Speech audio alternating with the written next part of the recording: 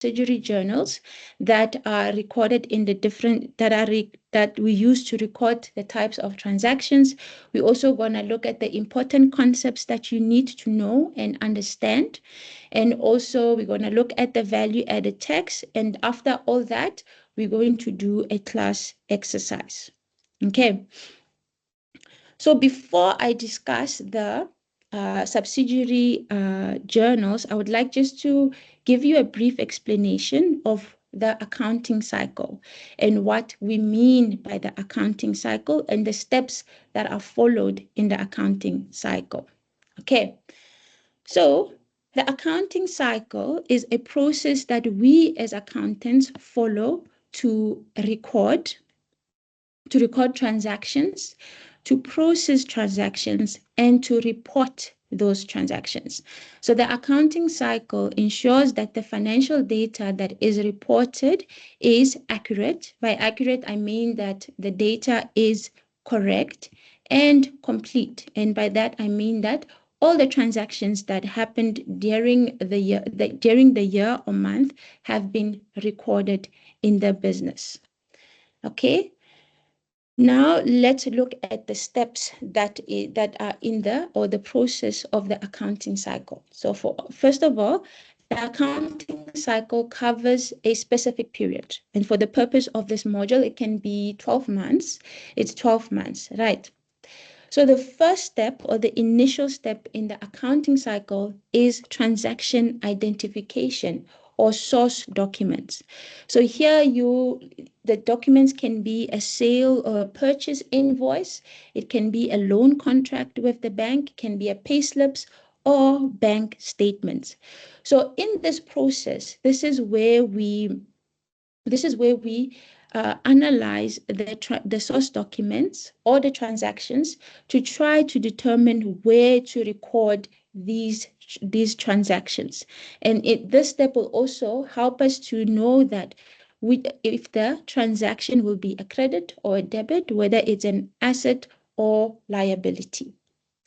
Okay, and then the second step now that we have analyzed and identified the transactions or source document, we can now start recording those transactions. This is basically the subsidiary books. So you know the rule, you cannot post a journal if there is no transaction or that triggered that journal, or if there is no source documents. And here where we record the transaction, we use the double entry journal, meaning that every transaction must impact at least 2 books. That means it must have a credit or a debit. Okay. So now after we have posted the transactions in the subsidiary journals, we now post it to the ledger. So the ledger is it summarizes all transactions that we recorded in the subsidiary journals, and we post it in the ledger. Also here, we cannot post anything in the ledger if there is no journal. Okay. So after everything has been recorded in the ledger, we then go to the trial balance. So the trial balance is the listing of all the ledger accounts, meaning it can be both credits and debits. And with the trial balance, we must ensure that everything that's in the trial balance is correct, the trial balance must always amount to 0. Okay, before I continue to the next steps, do you have any questions on the first 4 steps? Pamela, there are 4 hands. I don't know whether they wants to ask. Let's start with Vanessa. Vanessa? Vanessa? Vanessa? Let's do this.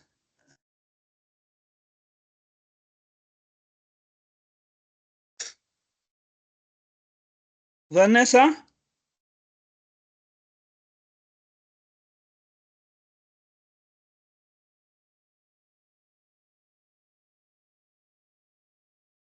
Or maybe it was a fake hand. Capella? Let's move to Tapelo. Maybe it's the alternate. Let's continue. Okay. All right, let's continue now to our next steps in the accounting cycle. So now after we have posted in our trial balance, at the end of the accounting period, there would be some transactions that we need to adjust. So I think this past week, we covered study unit 6, where we have to now check if there's any accrued income, accrued expenses, or any other transactions that we did not take into account during the year. So this is where then you adjust for those transactions, you include them back into the trial balance. So now in step 6, after we are happy that all the transactions are recorded in our books, we can now commence with the financial statements.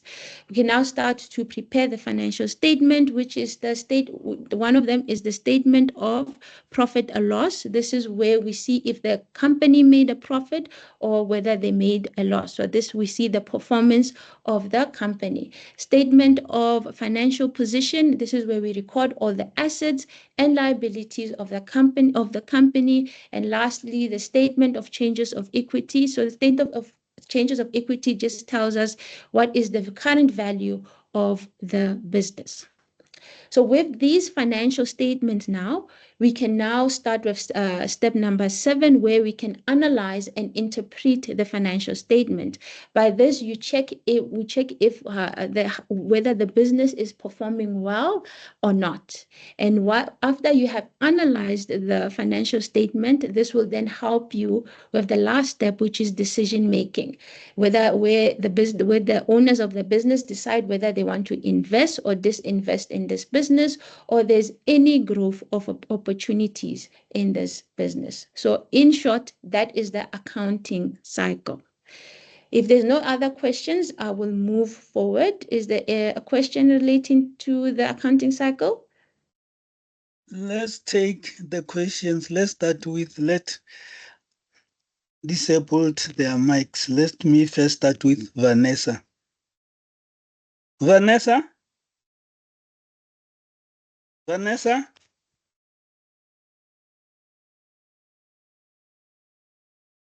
Let's start. Let's go to the next one. Gaurelo? Gaurelo?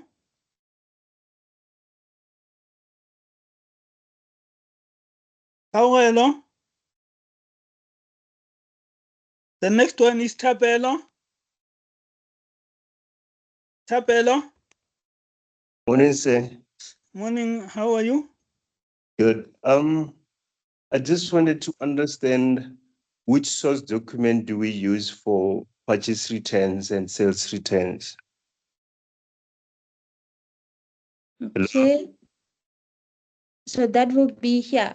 So when I return, let's say I bought stationery on credit, right? Yeah. So now I have returned, I found out that some of them are damaged, and then I return it to the supplier. They will then give me a credit note, something that we call a credit note. So the source document will be credit notes. Okay. Does that make sense to you? Yes, I understand that. Okay. And then what about sales returns? Sales returns from the customer. Yes, from the customer. So you will then give the customer a credit note as well. It's a credit note. Mm. Oh, okay. I thought for suppliers we do the debit note, and then for sales we do the credit note. Now, so you want to come in on that?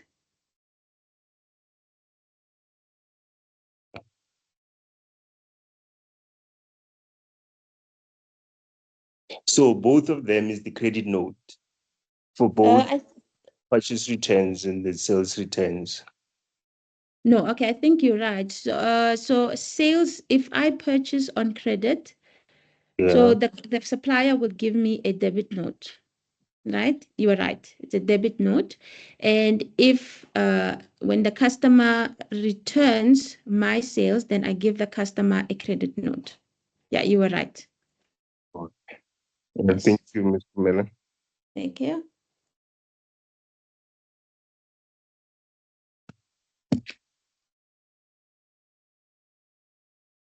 Any other questions?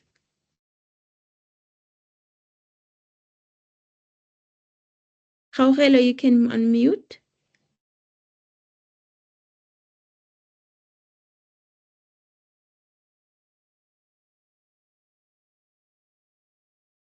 Okay, if there's no other further questions, I will move on. Okay, so now let's look at the books of the first entry, which is your subsidiary journals. Okay, so the types of journals. Can you guys just type on the chat the types of cash journals that we have before we discuss?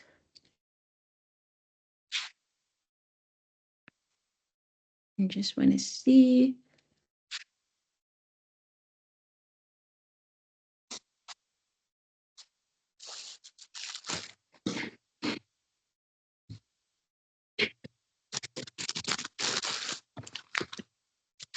That's correct. So there are two types of cash journals. You have your cash receipt journal and we have our cash payment journal. So in the cash receipt journal, we post all the money that is received or deposited in our bank account. These can be cash sales of merchandise, rent income, or capital contribution by the owner, where me as an owner, I deposit money into my business bank account, or payments received from debtors. Okay, and with the cash payment journal, this is money paid out from the bank account. This will be like your salaries and wages that you pay to your employees, water and electricity that you pay, stationery for your business, or payments that you make to creditors, right? So all these transactions I will then record in the cash receipt journal or the cash payment journal. And then at the end of the month, only one amount, which represent the entire month's receipts, is debited to the bank account for cash receipts. And then for cash payments, all the amounts that I paid out of my bank account will then be credited to the bank account. Okay, any questions on the cash journals?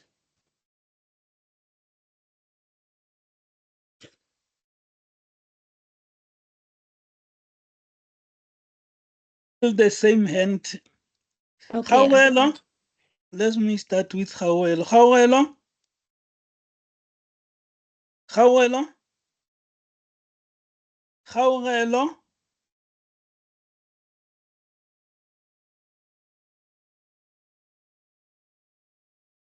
Okay, maybe it's an old hand. All right. I'm gonna move on. Okay, then the second types of journals, we have the credit journals, right? So by now you guys should know that there's two types of inventory systems that we use. Namely, we have the periodic inventory system and the perpetual inventory system. For the purpose of today or at this stage, all merchandise purchased on credit is debited to the purchase account, assuming that we are using the periodic inventory system and not the perpetual inventory system. So in your purchase journal, you will record all trading inventories or merchandise that is purchased on credit. Okay. And then for purchase returns journal, here all trading inventory or merchandise that you return to the seller, that those transactions you will record in your purchase return journal. Those are the transactions that you purchased on credit. Okay. Any questions here you need any clarity on the purchase journal or the purchase return journal before I move on? Still the same three hands. I'm not sure. Let's start with Gaugelo. Maybe just ask them to put their hands down if they have no questions. How location, Tabelo? If you don't have question, please put your hand down. There's another question from Tlalu, sorry, Talifo. Morning, sir. Morning, how are you? Good. I just want to understand on the purchase journal, do you also include the cost for carriages?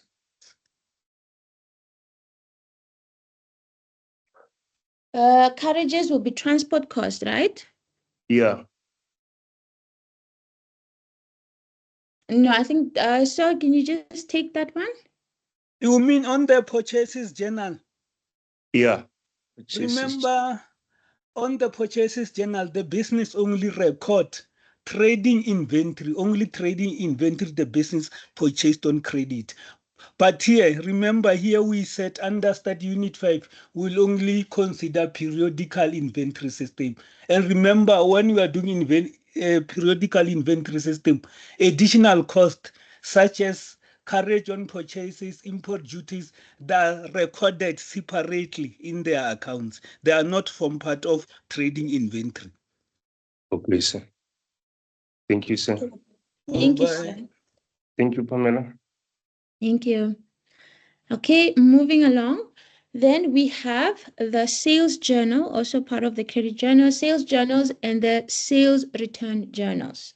So sales, these are all merchandise that we sold on credit. So we record all the goods that we sold to customers on credit. We post it to the sales journal account. So don't confuse don't confuse the cash receipt journal and the sales journal account. So the cash receipt is money received, right? That we received in our bank. The sales journal account, we record merchandise sold on credit. Okay, just don't confuse the two. And then we have the sales journal.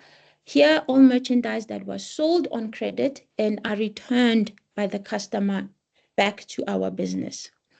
And at the end of the month, only the total credit sales for the month are credited to the sales account and debited to the trade receivable control account.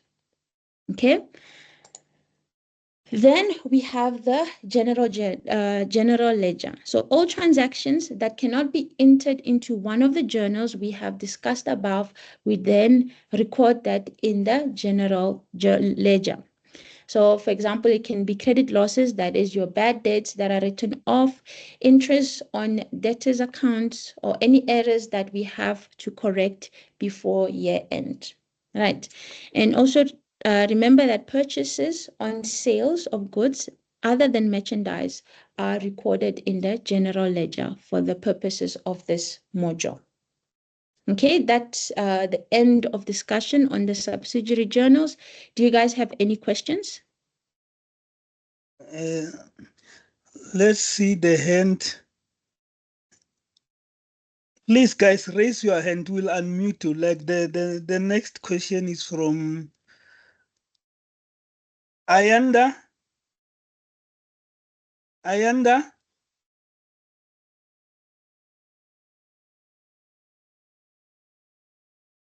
There's no hand. Okay. There's a hand. Let's wait. There's a hand from Tebo and Ayanda. Tebo, can you speak? Tebo? Morning. Can you hear me? Yes, we can. Okay, go on.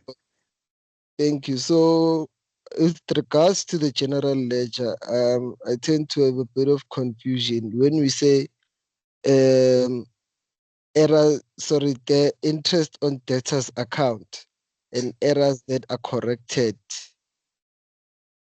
I challenges identifying exactly there, because sometimes you get a challenge, a question that speaks about you receiving interest, interest received or interest paid, so interest paid, is it not going to be in one of the the journals where money is going out, like, for example, the purchases journal?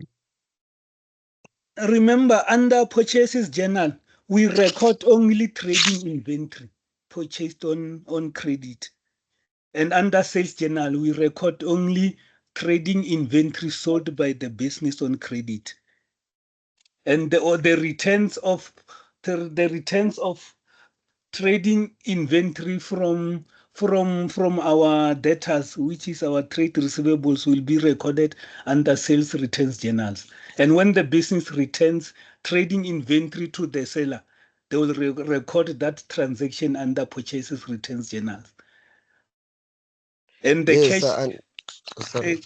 Yes, you can come in. Sorry, yes, I understand that part. The part that I don't understand is how we then the interest on the debtors account, how we record it compared to the interest that we receive also. You mean interest on debtors account? That one will be recorded under our general journal. So I think this will be where, let's say, if the debtor have not, let's say your payment terms on what you sold, you say the debtor must pay you within 2 months. If not, you will start charging them interest. So it's a total different transaction. It's not something that you sold, but it's an interest that you charge on the debtor who didn't pay you on time. So it has nothing to do with the sale of merchandise. That's why it's recorded in the general ledger. So what you're saying is that the interest will be recorded separately from what I assume would be a credit sale in the sales journal. Yes. Oh, okay. No, thank you. Thank you. Okay, do we have any other questions? There is question from Ayanda. Yes, good morning, everyone. Morning. I just wanted to confirm. I see that on the sales journal we record sales that are purchased on credit. So On the sales just journal, only trading inventory sold on credit. trading inventory sold on credit on the sales journal. Yes, sold by the business on credit. Okay, and then inventory sold on cash. Where do we record it? In Under the cash receipts journal. Cash receipts journal. The cash movement, if it's cash coming into the business, will be recorded under cash receipts journal. If the cash goes out of the business, will be recorded under cash payments journal. All movement of cash will be recorded either under cash receipts journal or cash payments journal. Okay. No, noted. Because because it's being sold on credit, it's not an amount that we actually receiving now, but it's an amount that we'll receive maybe in the coming month or so. Yes, credit sale. Remember, in accounting, we are using accrual principle. Record the transaction when the transaction is occurred, not when the business received cash. Okay. So we see credit sales is recorded, but the business have not yet received cash according to the accrual principles. According to the accrual principle of accounting.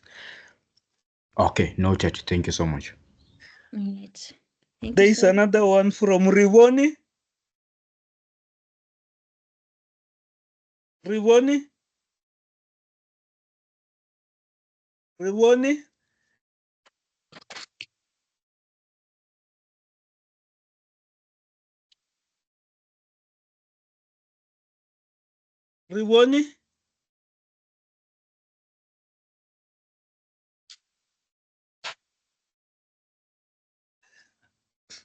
I'm not sure about. Oh, let's go. There's no more hint. You can go on, Pamela. Okay. So before we start with the value-added tax, there's just important concepts that I just want to remind you of. So here, before we do anything, you need to know that by debtors, what do we mean? So debtors are customers who owes us money, right? So if you see anything in the assessment says a debtor, that means it's a customer. You sold your goods on credit and the customer owes you money. Then creditors, you then bought merchandise from a supplier or from another company on credit. So you owe that supplier money. right? And then settlement discount granted. Here it is you made a sale to a customer, and then you gave them a discount, a settlement discount. You said, okay, if you pay me, let's say your payment terms are 60 days, that is 2 months, and you say, okay, if you pay me within 30 days, within a month, I'm going to give you a discount maybe of 10% or 5% of the sale that the customer purchased. So that is a settlement discount granted.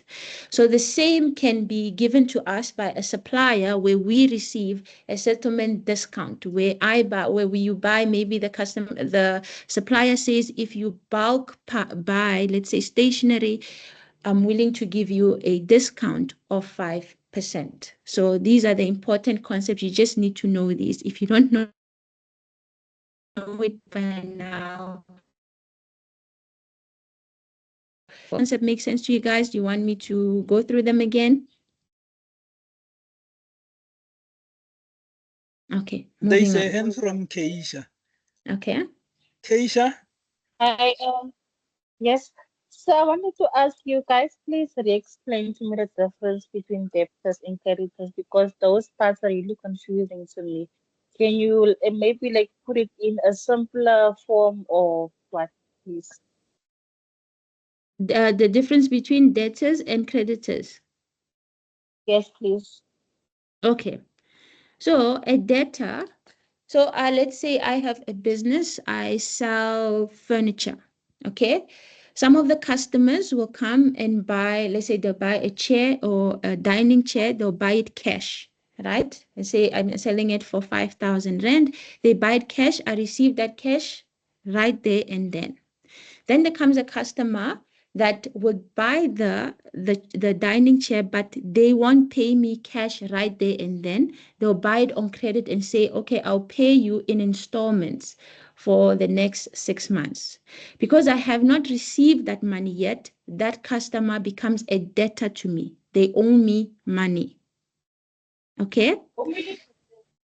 All right. And then with creditors, I can buy, let's say if with a creditor now, remember now I'm in the business of selling furniture. So I need a supplier who would give me wood so that I can now manufacture my chairs and my tables.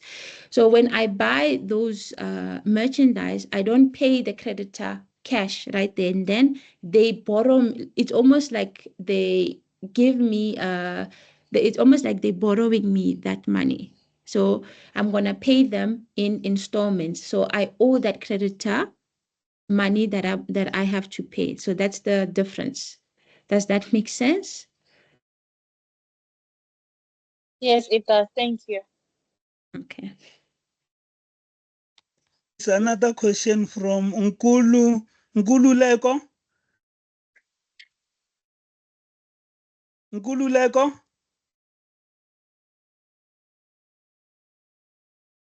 Nkulu Leko. Let's move to Matiki.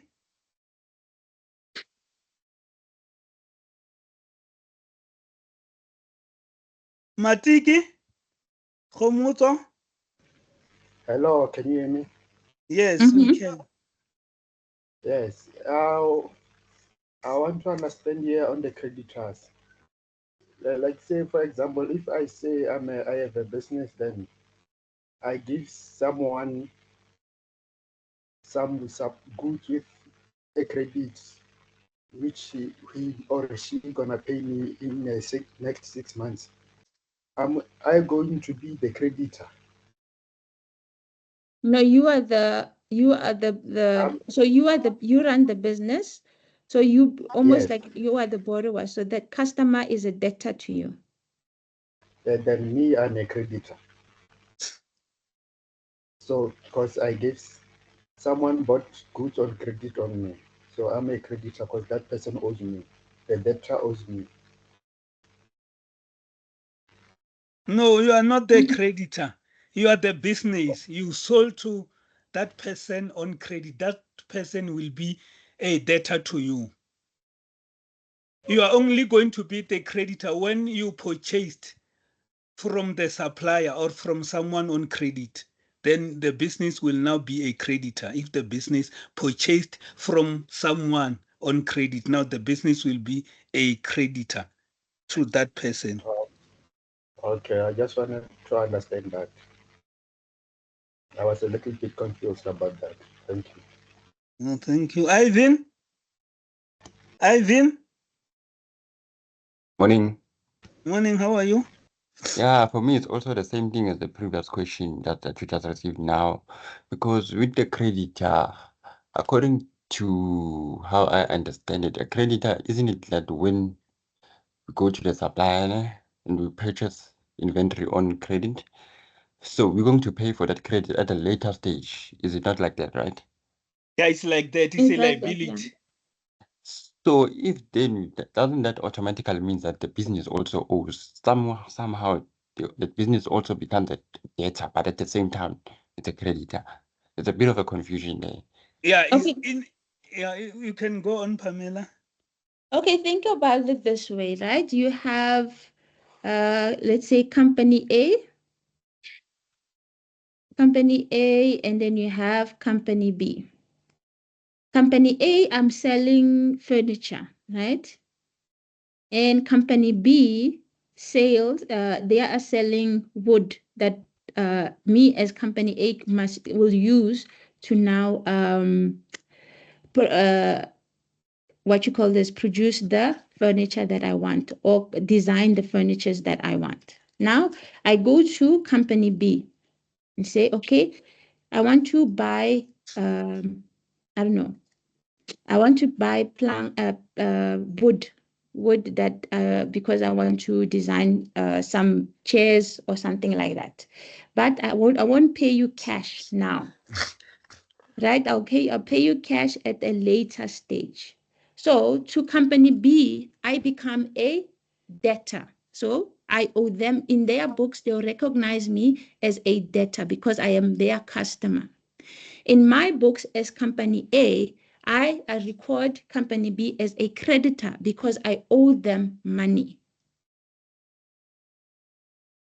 Does that clarify your question? Yeah, but that part of owing the money, because owing is a debt, so that part is a bit, yeah. That part of owing, that means in their books, you are a debtor, you are owing them. But in your books, you are a creditor. You record them as creditor. But in their books, they will record you as debtor because you are owing them because you purchased from them on credit. Okay, thank you. So also just maybe another one, if I can put a debtor is where do you record it in the statement of financial position? We record it as an asset. Okay, because we're expecting to receive money. Where a creditor in our books, we record it as a liability because we're gonna pay. Money is gonna come out of our bank state of our books of our bank. Sorry. So that's another way that you can look at it.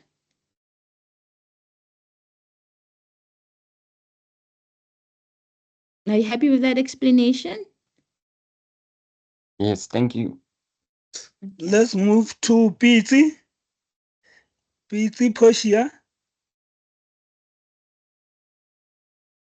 Piti.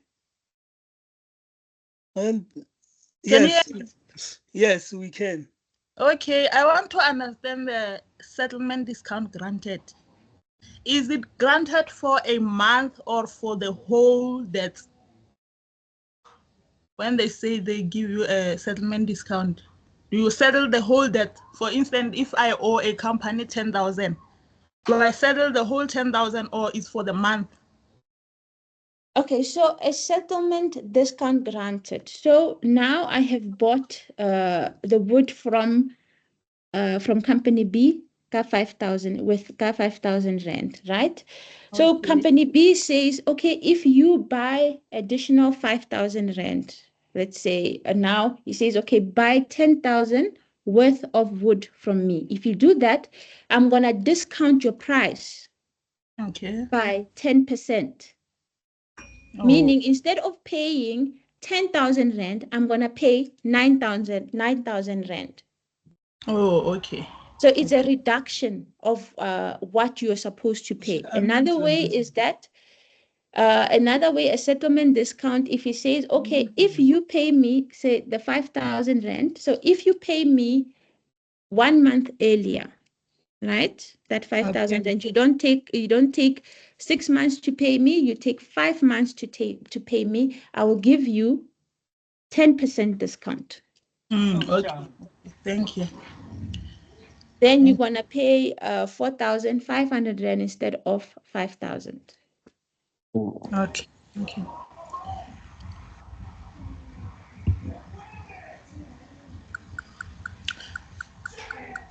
Can I move on? Yes. Let's see. There's a question from Pete. No, I'm done, sir. Keisha, are you done? Yes, I'm done, sir. Okay, thank you. Let's move on, Pamela. Okay. So now we're gonna discuss the value added tax. Okay. Right. Before we start, so what is the value added tax or VAT? Sorry, In short, ma'am, I can't see the screen. Doesn't everyone else have that issue? No. We can see the screen. Maybe the student must log out and log in again.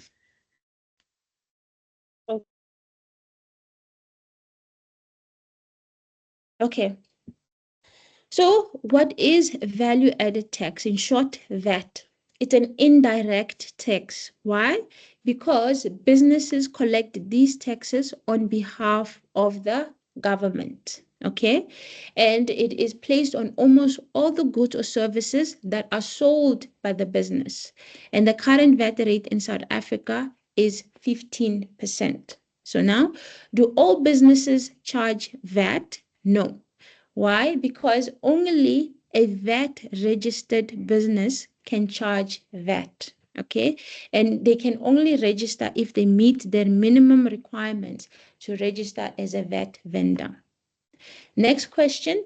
Are all goods and services sold by the business VATable? No. Right. So we have two types of taxable supply per the VAT Act. We have two that are taxable, that are taxable. One is standard rate, where we charge a flat 15%. The other one is zero rated, where we charge only 0%. So to get more details on this, you can go to page 33 to 34 in study unit 5. You can do that on your own time. And the other one is exempt supply, where we don't charge VAT. And that also is in page 34 in study unit 5. You can go through that on your own time. So any question on the slides? There are two questions. First from Bradley. Bradley? Bradley? I just got one segment. Look, I'm unable to use the chat feature in the Teams app. Come again? Can you hear me? And he says he's unable to use the chat feature.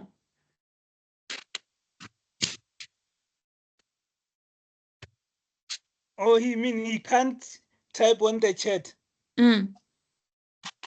That is correct. I'm not sure, because others are typing on the chat. I'm not sure. What's the problem?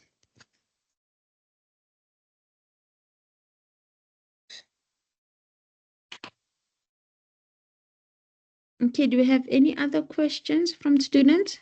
Let's move from Ronald. Ronald? Morning. Morning, how are you? I'm fine, thanks. And how are you, sir? Mine, it's not a question. I had one of a classmate. Yeah, requesting that she can't see the gallery on the screen.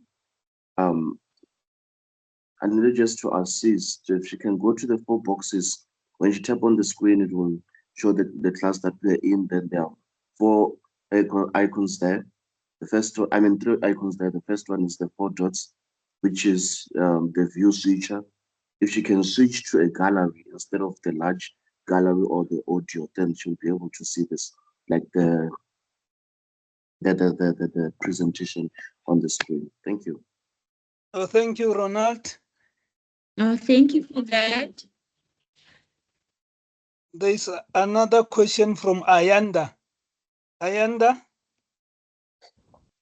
Hello everyone again. I just need some clarity on zero rated, the exempted supplies, the no VAT. Is there any difference between the two? You were cutting there. Can you repeat your question? Okay, sorry. I was saying that I just need some clarity on the zero rated and exempted supplies. Is there any difference between the two? Okay, well, the simple difference is that with zero rated supply, you do charge VAT, but at 0%. Whereas exempt supply, there is no VAT at all. No VAT. So you need to Okay. now go, if you go to, you guys need to go to page 33 and 34. We have included a list of all the items that will be zero rated, and also items that are exempt. Okay, no problem. Thank you so much. Okay. Let's move to Tapelo. I'm covered. My question was based on the previous speaker.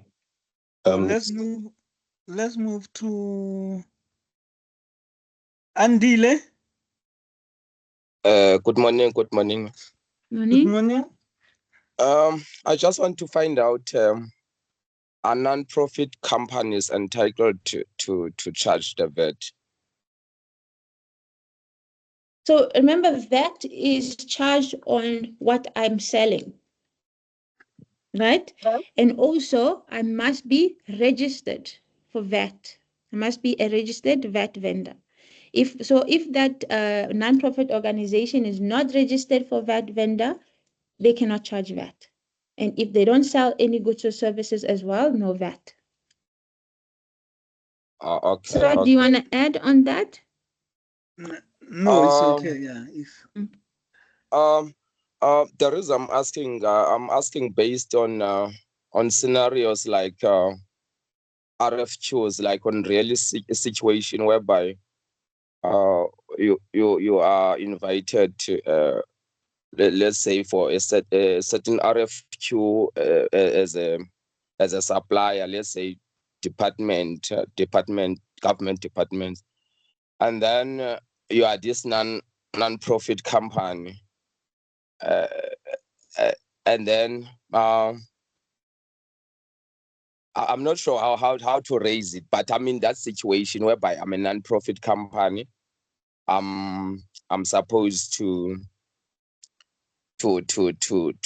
make a quotation for the department. So now I'm asking myself, I haven't yet registered my company for a tax and under SARS. So I've been asking, like, personally, what am I supposed to do now, or should I charge a VAT for the services that I will offer the department, or should I just okay, I understand your question. So you want to know that as a non-profit organization, must you charge VAT on the services that you're going to provide to a government institution? Yes, ma'am. Yes. Okay, so first, there's some rules. So in the VAT Act, I think to register as a VAT vendor, your company needs to make an annual value. I think have an annual value of 1 million. So if it's more than that, then you must register for as a VAT vendor. If not, you are not required to register as a VAT vendor. If your taxable supplies are less than 1 million, but I think if I'm not sure, sir, you'll correct me. If it's 500K or 50K, 50,000, then you can voluntarily register as a VAT vendor. Yes, it's 50K. Yes, Yeah. yes, yes. Then Okay, you no, can no. voluntarily, it's not required, but you can voluntarily register as one. Yes, yes, yes. No, no, I'm sorry, ma'am. I'm sorry. Okay. Thank you. Let's move to Judith. Judith.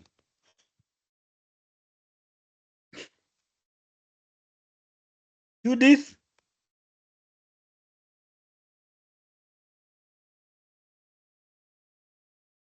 Judith, let's move on. Okay. So now, what is the difference between VAT input and output?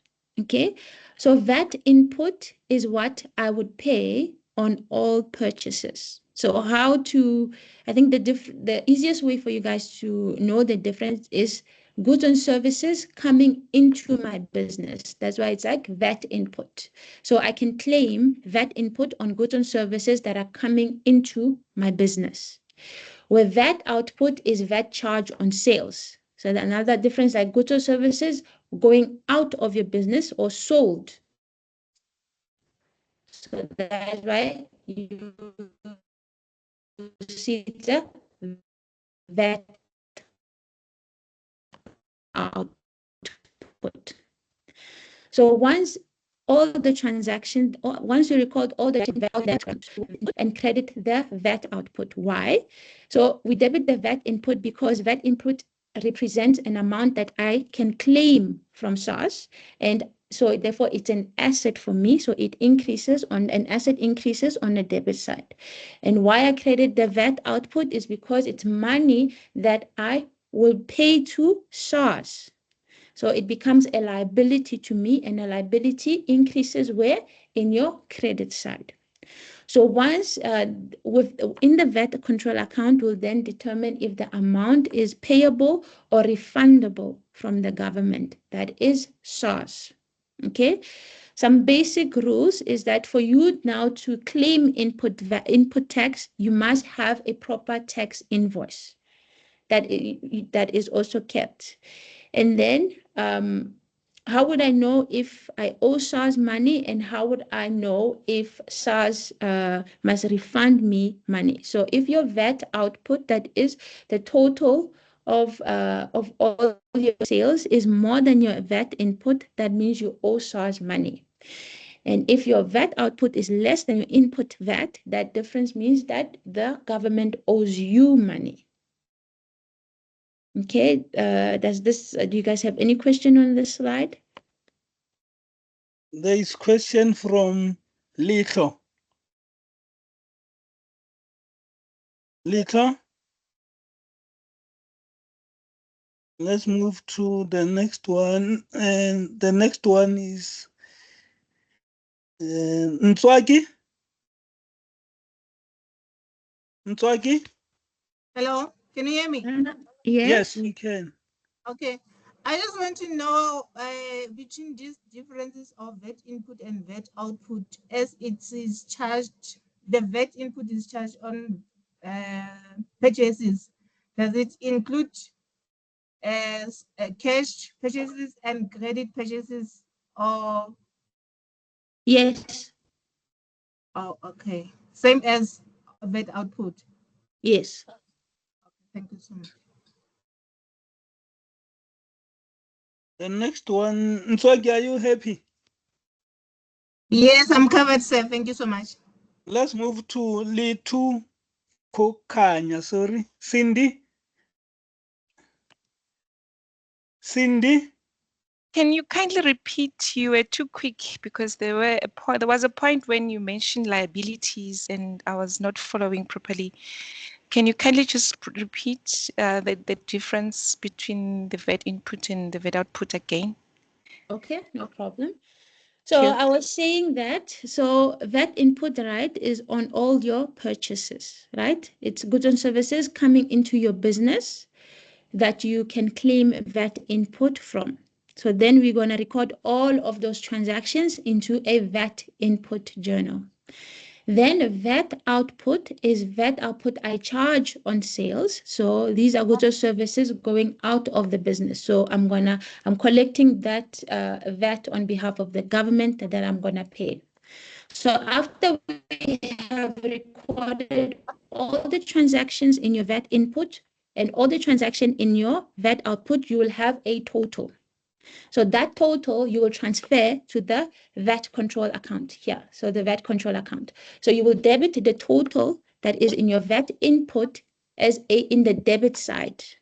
So why? Because this is it represents amount that is refundable from the government. So it becomes a asset for me.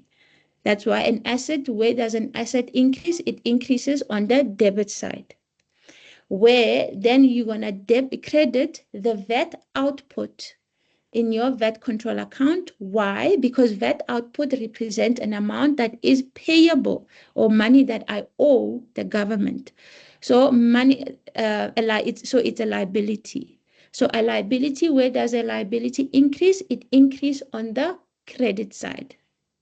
So then the difference between the two will tell me if I have to pay over money to the government or if the government is going to give me a refund.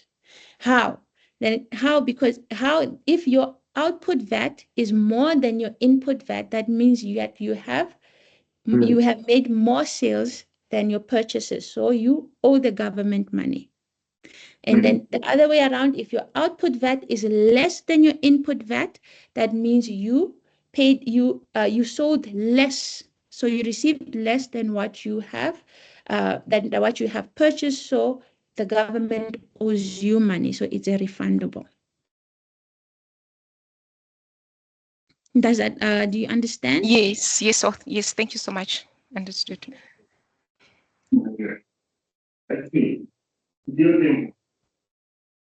Let's Hello? move. The next one is Yashika. Yashika. Let's move to. Hi. Hi, how are you? I'm good, thanks. I want to find out if if I'm a business, I want to make a profit, and my sales are most likely going to be higher than my purchases. So when will a business need to get a refund from SARS on the VAT?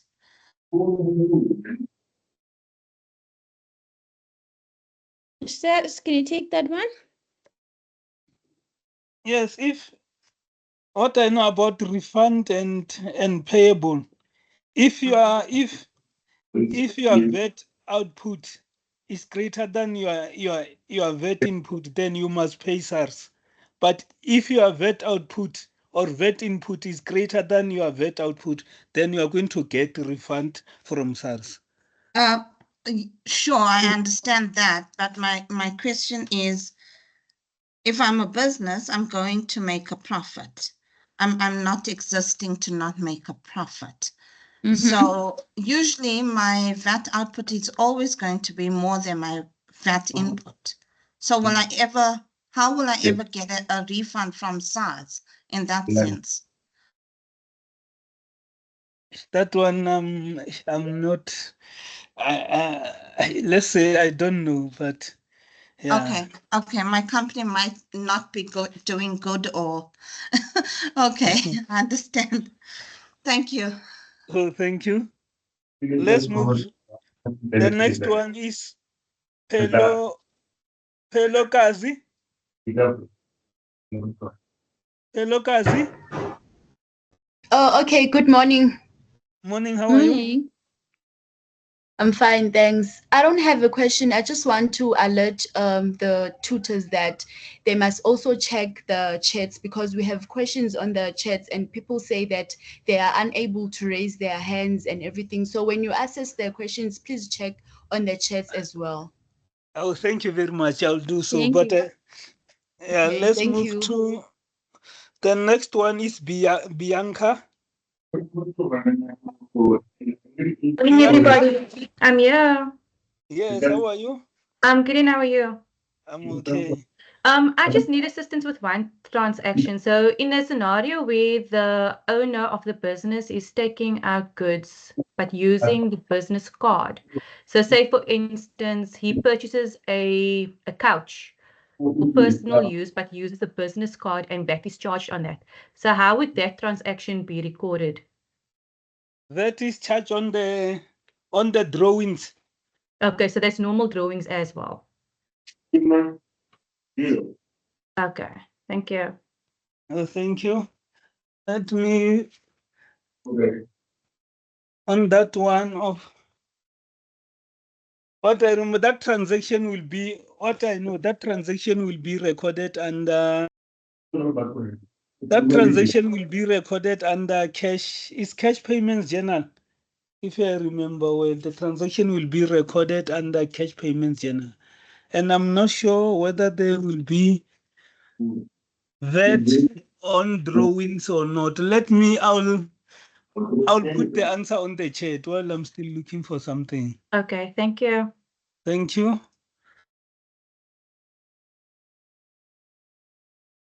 Do we have questions on the chat? Let's go to the chat. Let me check on the chat. Do we get slides? Yes, the slides will be under announcements together with the recording. And also you must go to our YouTube channel, FAC1502, our YouTube channel. I put the link on the chat. The other question, is VAT input included on purchased, or is VAT input included on merchandise that is bought on cash?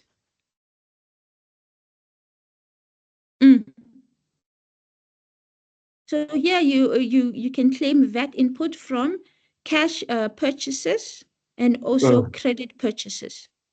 The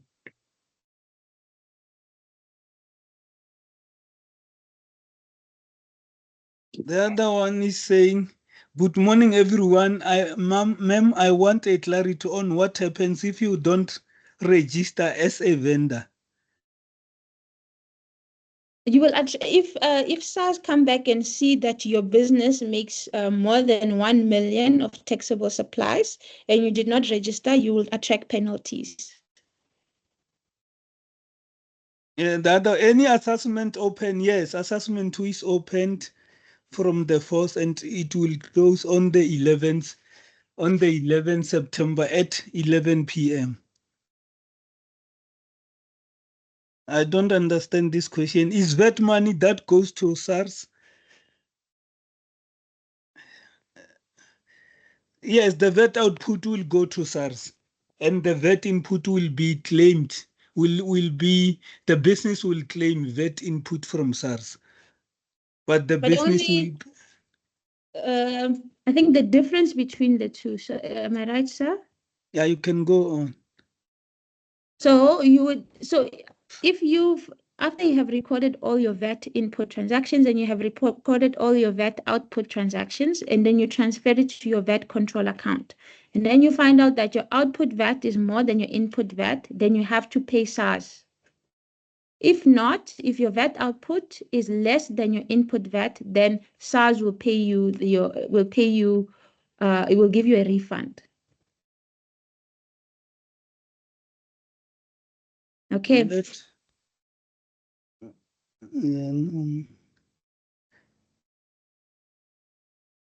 other one, the student in how can I get study guide is under the module site on my UNISA.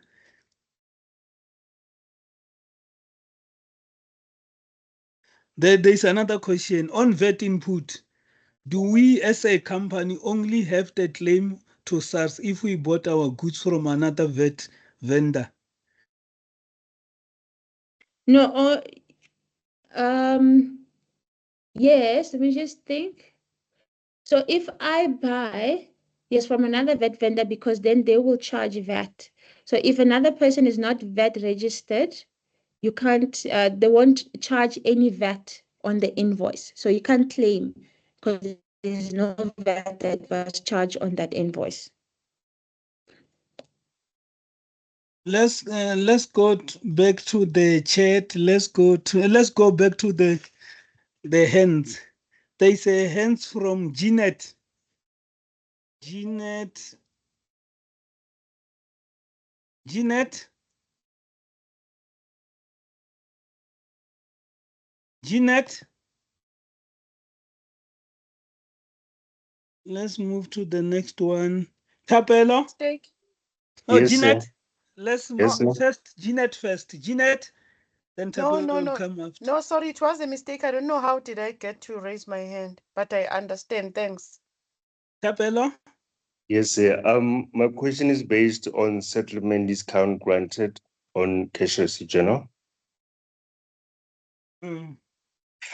I just wanted to understand when the statement says we receive direct payment in full settlement, we automatically assume that the settlement discount is 100 rand. I just want to find out from that one. So can you repeat your question again? When the statement says we receive a direct payment in full settlement, let's say it's 200. Right. So we automatically assume that the settlement discount is 100 rand. No, the question will be clear on that one. Is it? The question will maybe before maybe the question will tell you maybe the business or maybe the data owed the business 10,000 and the next transaction maybe after 3 days they will say the business received direct payment 9,800 for full settlement. That means the data was granted 200 rand discount, but the scenario will be clear. All right, sir. Because my question is based on page 36 of study guide. It says received a direct payment from WOF for 1,468 in full settlement of his account. So if you go to the trial balance or the information before, yes, how much was the W Wolf owed the business? I think there was 1,468. I'm not sure. It's on page. I'll check. I'll go while we are still busy in class. I'll check on the study unit. You are saying page? Please, page 36 of study guide 5. Oh, I will come back to you. Page 6, page study unit 5, page 36. Yeah. Yeah, we'll check then. Dated 7 March. Okay, transaction 7 March. I will check then. We'll answer you as soon as possible. Thank you, sir. Really appreciate it. Let's move to Bianca. Hi, sir. So this is not a question, it's more of some sort of assistance towards Yashika's question. And you can correct me if I'm wrong, but with regards to the VAT, if the company is making a profit, SARS only wants the VAT from what is on the invoice. So when you're selling goods or providing a service, and you are charging VAT, the VAT amount on the invoice is what SARS want. So whether the company makes a profit or a loss, and the company makes a profit, for instance, SARS doesn't, that has nothing to do with VAT in itself, as far as my understanding goes. Thank you very much, Bianca. Thank you. Let's move to Tsepo. Hello, how are you? I'm good, and you? Good. I wanted to ask a question that is more practical here. I have invoice right here on my hand here. I'm the company A, and I bought a chair, and then they charging me a 15% of, let's say, 50 rand. And then that 50 rand on my books is going to be on a credit side or a debit side. Is it a VAT input or VAT output? Come again? I'm still sorry. If I'm buying a product, let's say a chair, and then there's a a tax that I must pay on my invoice, let's say 50 Rand. Mm. And then that amount, is it a VAT input or VAT output? Where does it go on my books? Okay. First, you can only claim.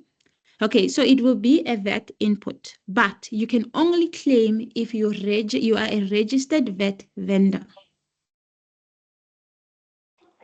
Yes, I'm the one who bought a product and they charging me invoice.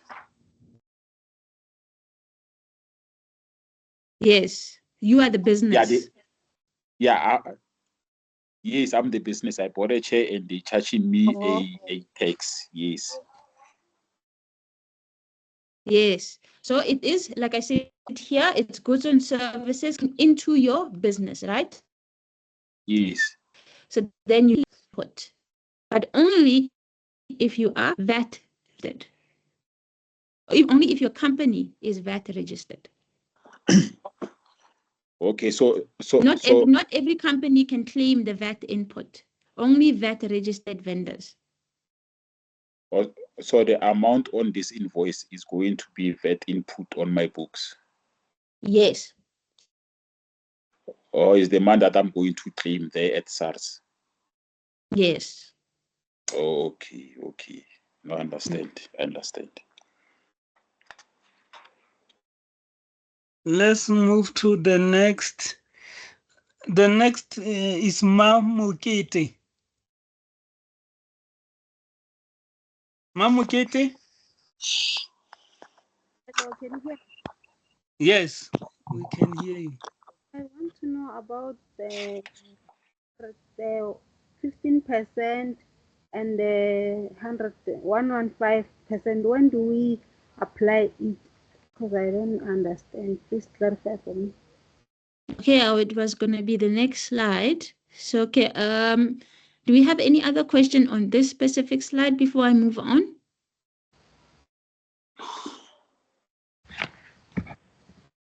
Let's check on the.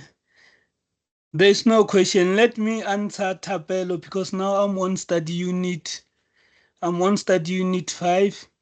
Yes, sir. And Tapelo, you say W Wolf. If you check on the trial balance, On the trial W balance. Wolf Okay. was owing the business 1,583 rand. All right. And then on the 7th, he paid 1,468 in full settlement of his account. That means the business granted W Wolf a settlement discount. The difference between 1,583 and 1,468 will be the settlement. All right. Thank you very much, sir. Thank you. Yes. Without any question, let's move to the next slide, Pamela. You can go on. Okay. So now the question is, when do you apply the VAT formula? Okay. So the question is in the assessment will most of the time specify. There's few questions on the chat. Let's address them before we go on. Okay. Let me.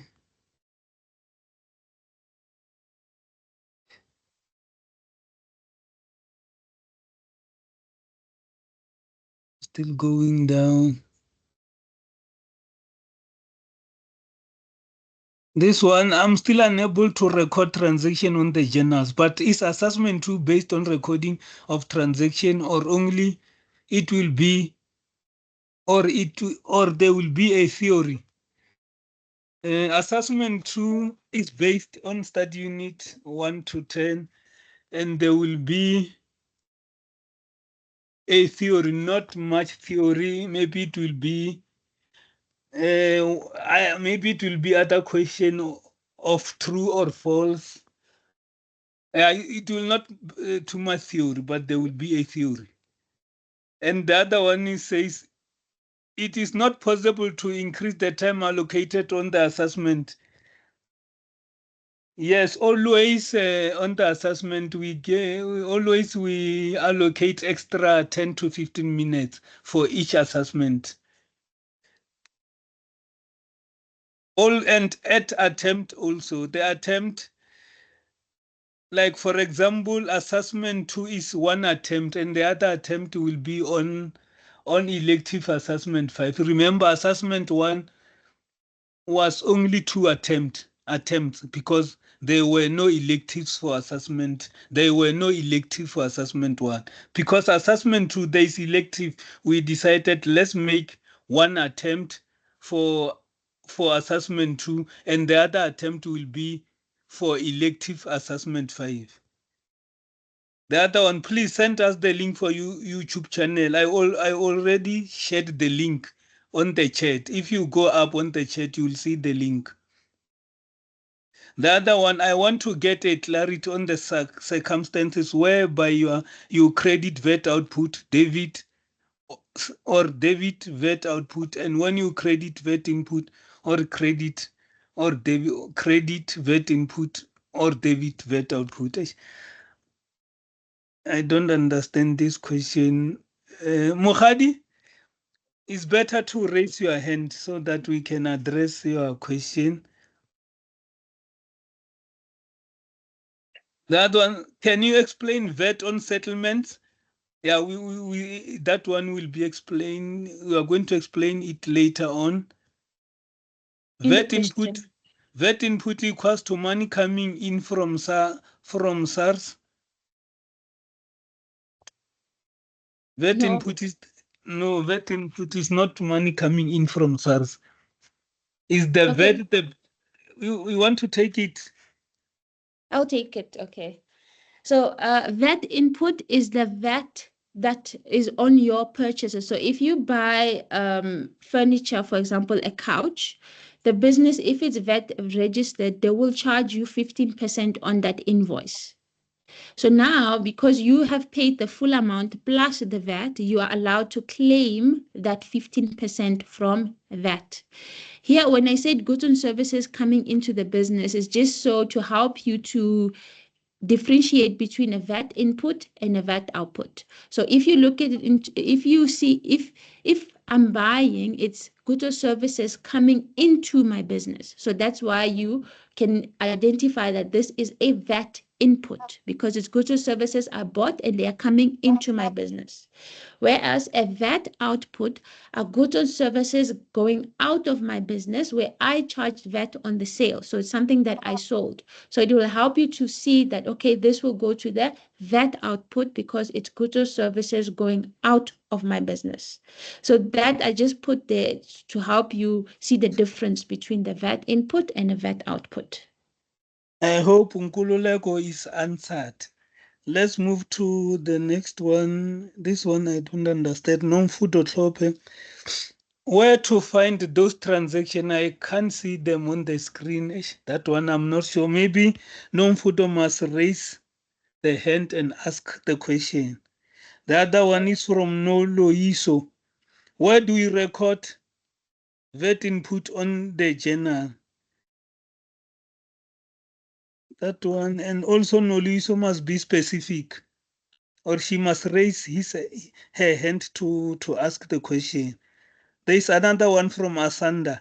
Please explain to me how sales and VAT are recorded on the sales journal. Is VAT added or subtracted, and is VAT input or VAT output? Okay, maybe those questions will be answered when we do the class exercise. It Yeah, will I give the think students so. more Yeah. clarity. I Okay. failed assessment, the first assessment, and I managed to pass all other assessments. And the elective, is there a possibility I can pass? If you failed the first assessment, there is a possibility because remember, assessment 1 contributes only 15% towards your final mark. There is still 85% left. Yeah, you can still pass the module. Kindly pin the YouTube link, sir. Is Portia. If you want the YouTube link, for FAC 1502 is also under our welcoming message on the module site. You can log into my UNISA under our welcome message. There is our YouTube link, Telegram links, our WhatsApp groups links here. All links are there under our welcoming message page on the module site. Are we going to get more of the question to record cash journals, transactions on our assessment too? Yes, on assessment too, you can expect anything from study units 1 to 10. This one I don't. How can someone share the link to our WhatsApp group? This one I'm not sure because our WhatsApp groups, Telegram group, they are there. If you want to join them, you can go to the module site under our welcome message. And I already shared the Telegram link on the chat, and also our FAC 1502 YouTube link. Good day, sorry. Good day. So I only see that we got a class. So which unit? When does the class started? The class started at 9 a.m. and we are doing study unit 5 and we sent the announcement. That's why always I'm saying it is very important to read the announcement because as the lecturers, we communicate to students via the announcement. Maybe daily for daily you can daily for 2 minutes you can open the assessment and you can check. Let's check on the hand whether there is any hand. There is a hand from Mukhadi. Mukhadi? Mukhadi? Mukhadi?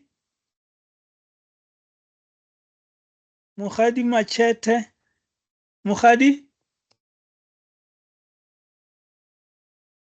Mukhadi?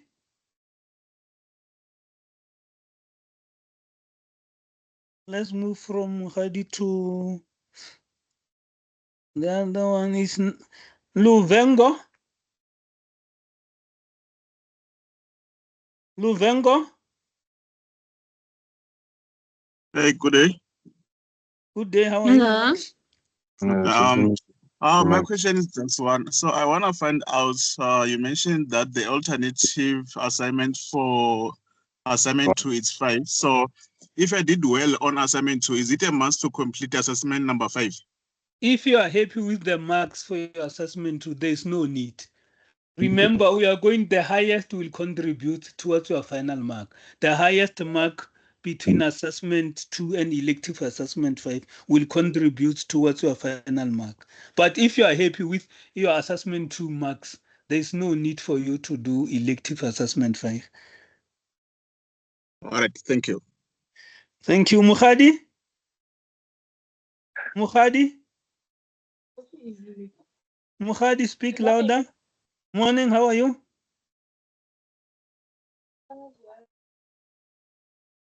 Hi, sir. Hi, how are you?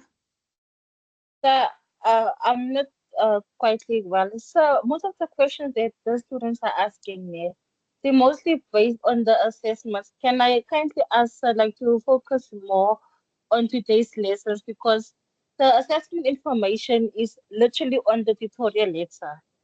Yes, you are right. Everything is on our module site under our announcement. We communicated everything via the announcement we posted on the module site. Yeah, let's stick to the questions on study unit 5 for the sake of time and for the sake of others.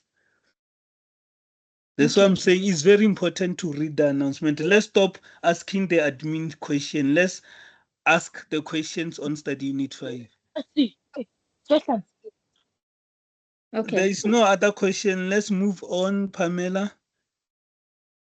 Okay, so now on the VAT formula. So we know that we charge a flat rate of 15% on VAT on standard rated supplies, right? So this is for the 15% is only on standard rated supplies.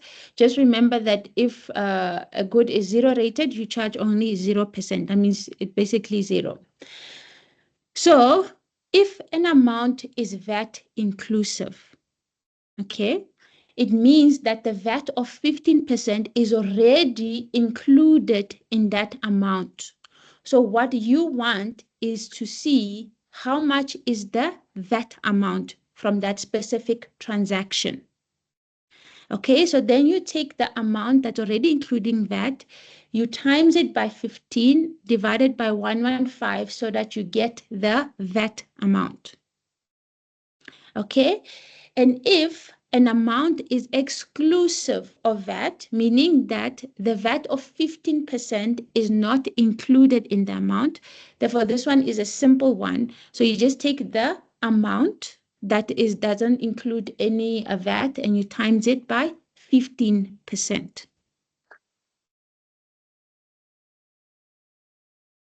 I believe one of the students had a question on this. Does this make sense?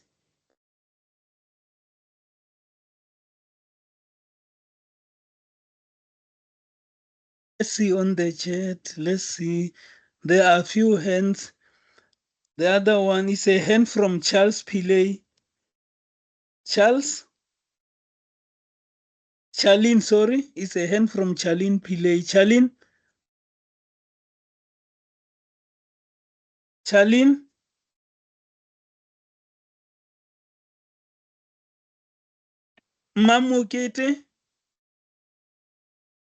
Mamukete? Hello, Hi, how are you? good and you? I'm good. I want to know when they say fat inclusive, does it mean it is fat input? Come again? When they say VAT inclusive, do they mean that it is input, the input VAT? The difference between VAT input and VAT output was explained by the previous slides. Mm-hmm. Because So now, VAT input is VAT on the purchases, and to make it simpler, VAT output is VAT on the sales, as Pamela said on the previous slide. Or you can take it, Pamela. okay, so your question is, if it's VAT inclusive, does that mean it's input VAT? Yes. No.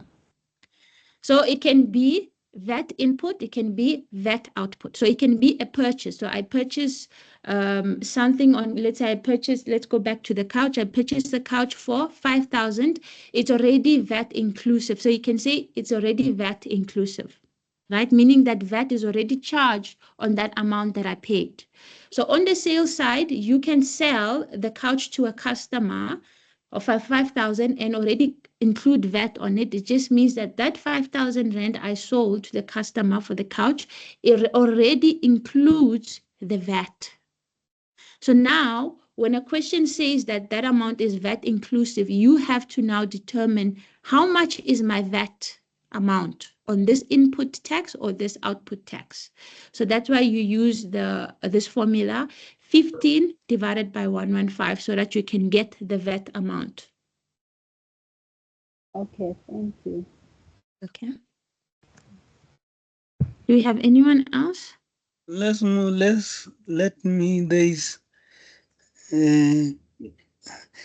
There's question. Ayanda?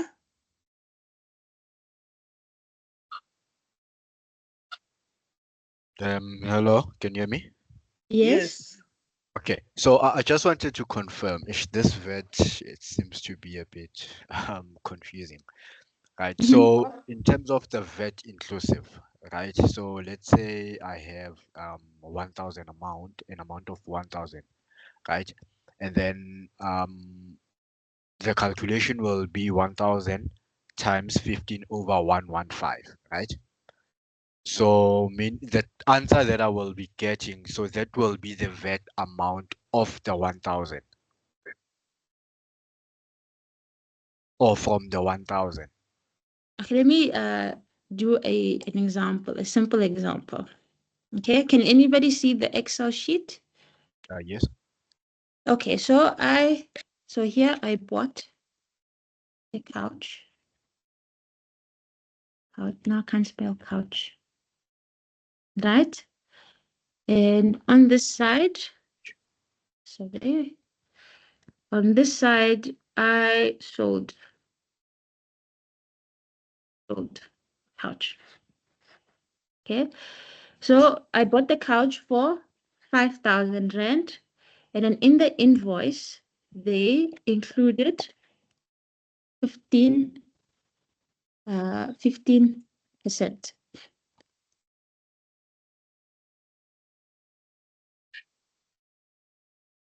15%, 750. So I paid 5,750. So this amount will then be VAT inclusive. Okay. This is VAT inclusive. So same scenario.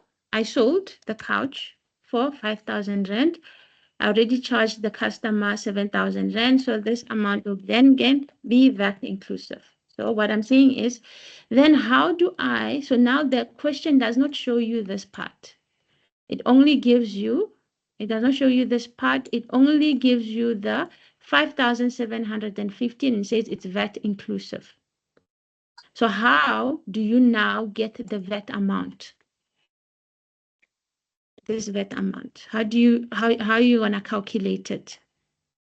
So then you're gonna use the formula 15 divided by 115. So I'm gonna take the total amount that is VAT inclusive, right? I'm going to times it by 15 divided by 115, which will give me the VAT input. So remember now I bought is something that came into my business. So it's a VAT input. Okay. So now same scenario. You charge the customer 5,700 rand. 5,750, which was VAT inclusive. How do I get the VAT? You apply the same, you apply the same formula, right? But now you sold it. So it's goods that left your company. So it's going out. So it's VAT output that you're gonna pay now to SARS.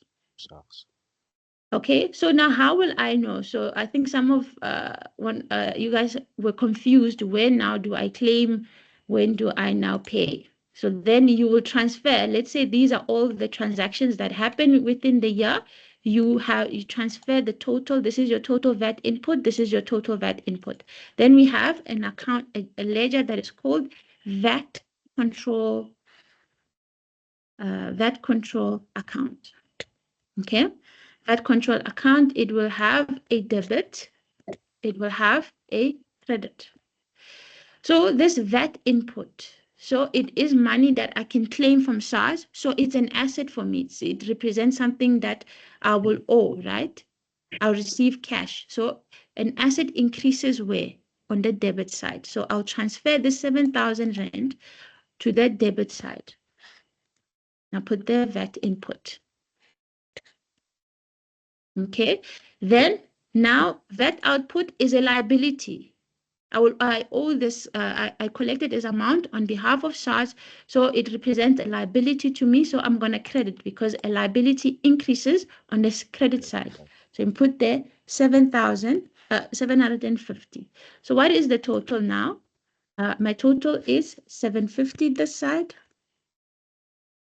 750 this side, 750 this side. So am I entitled to any refund here? No, because I have my VAT input, VAT output is equal, right? It's the same. So I can't claim anything from SARS and I don't owe anything for SARS. Now, change scenario. So now I sold the couch for 6,000 rand. 6,000 rand, sorry, 6,000 rand. So I charge VAT of 90 rand. So there you have it. So the VAT input is 900. So now my VAT input here on my VAT control account becomes 900 rand. Okay, so now my total here is 900 900. You see now your VAT output here, just write the VAT output, is more than your VAT input, meaning you sold more than what you purchased. So you're then going to owe SARS the difference. Your difference between your VAT output and your VAT input. So this is a payable to SARS, 150. Does that answer your question? Yes, yes. It does. Thank you so much. Okay. Right, let's go back. Okay, do you have any other questions, sir?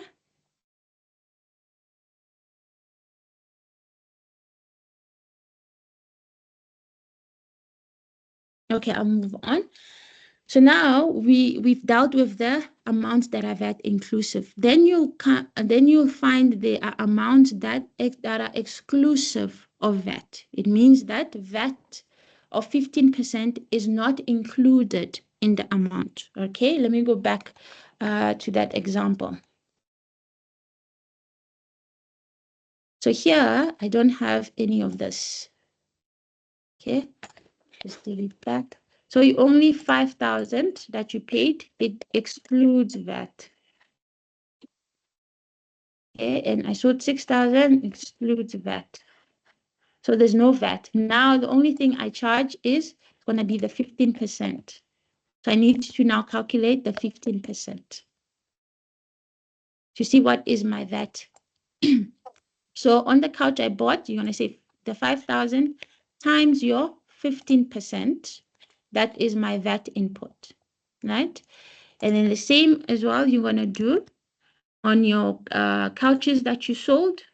You're going to calculate 15% on the 6,000, which is 900 Rand. So it basically brings you back to the same answer, just that the other one was already including VAT. This one does not include VAT. Okay. Right. Can I move on, sir? Do we have questions? We have question from Tuli. Tuli. And there's also a question from Sebo. Sebo Promise.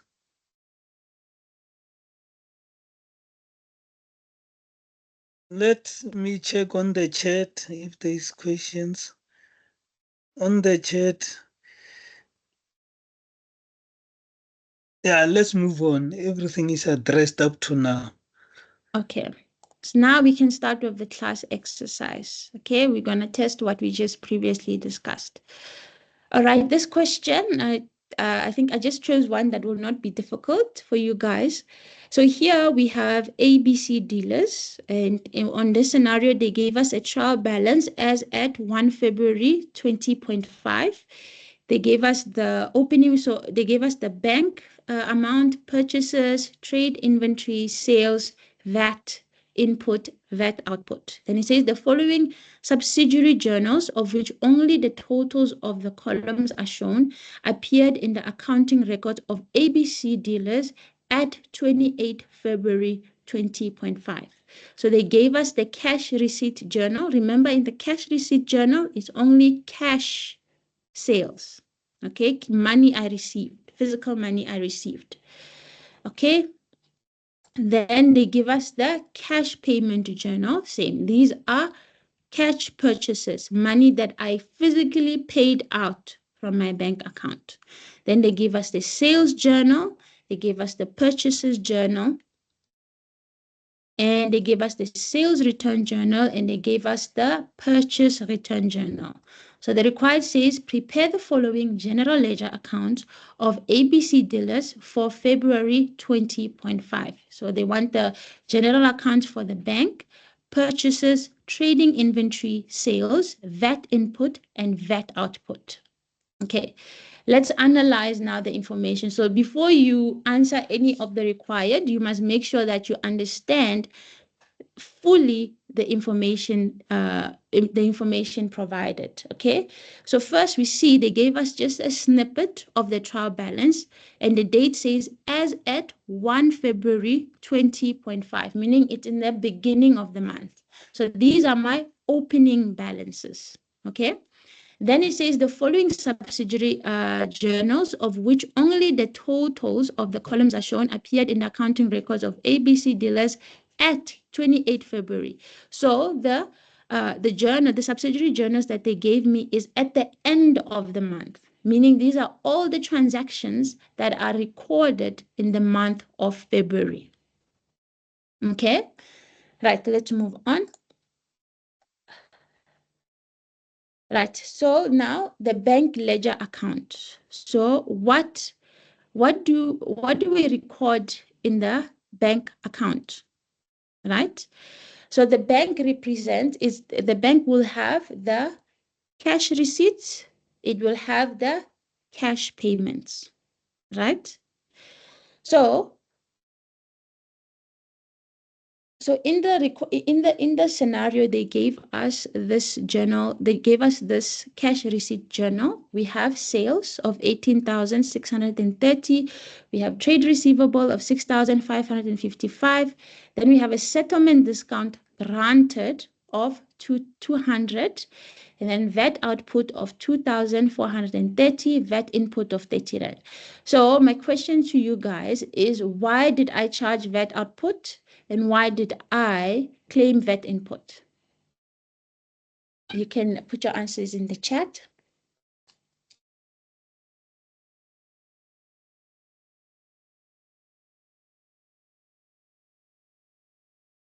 Let me see.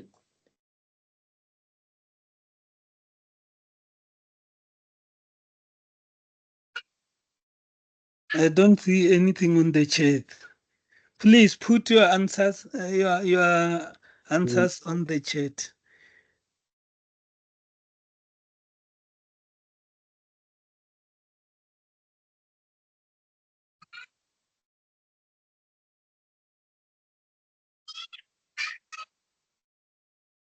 Okay, I see some of y'all are saying because of the sales, right? It's my cash sales. So it's money that it's a VAT I charged on my sales, money going out. So that's why I charged the VAT output, correct? And then the VAT input, now I granted a customer a settlement discount. So I've already paid here, the sale amount is what I received. Remember, this is a cash receipt journal, meaning it's the cash I received. So this sales account is already inclusive of VAT, meaning it's the total invoice that the customer has paid me, which is already inclusive of VAT. Now I paid the total. I paid on the total 18,630. I paid the 15% to SARS, but then I gave the customer a discount of 200 rand. So I can't really now go and pay SARS more than what I have sold, right?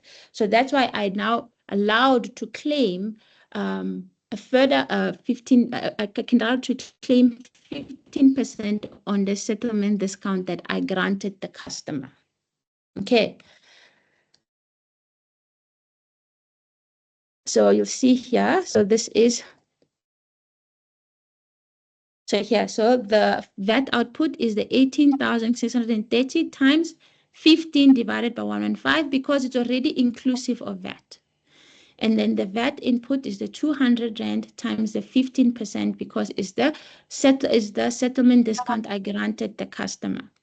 So remember when we discussed the subsidiary account, I said the total of your cash receipt journal are transferred, only one amount is transferred to your bank account. So that's why here in the 27,385, this total will now be transferred to our bank account or bank ledger account. Okay. Do you have any questions on this before I move on? There's a hand from Tuli. Before we go to the chat, Tuli, you can speak. There's a hand from the Kotla, MD Kotla, MD Kotla.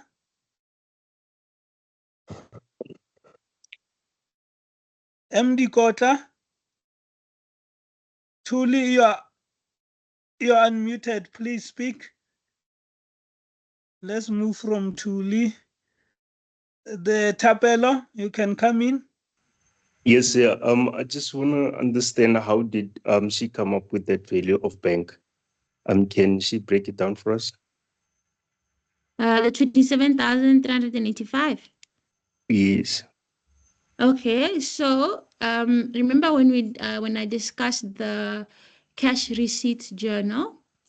So in our accounting cycle, right? So you will have your transactions or your source documents, meaning it can be a sales invoice or a credit note or a debit note. So you take those transactions and you record them in a journal. This journal being the cash receipt journal. So once you have recorded all of your transactions in this cash receipt journals, the total of that of all your cash receipt will be transferred to the bank account. So this total is the sum of your sales, trade receivables control, minus your settlement discount, plus your VAT output, minus the VAT input will give me 27,385. All right.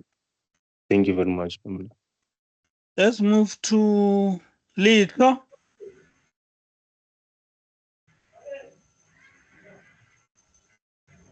Dikotla, MD Kotla. Hi, sir. How are you? I'm good, and you? Good, thank you. Listen, some of us we're not able to type on the chat. Yeah? I'm not sure, is it because of the number of people that are there already? That's why we cannot type them. But you can ask because now you are. Yes. Okay. I wanted to find out from the amount that is in the bank, the 27,385. Why are you? Because I see the VAT output is the one that we got from our sale when we were selling whatever that we were selling there. So the tax that we charged on the sale was 430. Am I right? But now from the 30 VAT input, why are you? Is that 30 rent not going into our bank? Oh, is it not going into our bank? Why are you minusing the 30? Is it because the client is not paying? I don't know. I'm confused there a bit. Okay, I'll try my best to explain, and so then you can maybe add afterwards.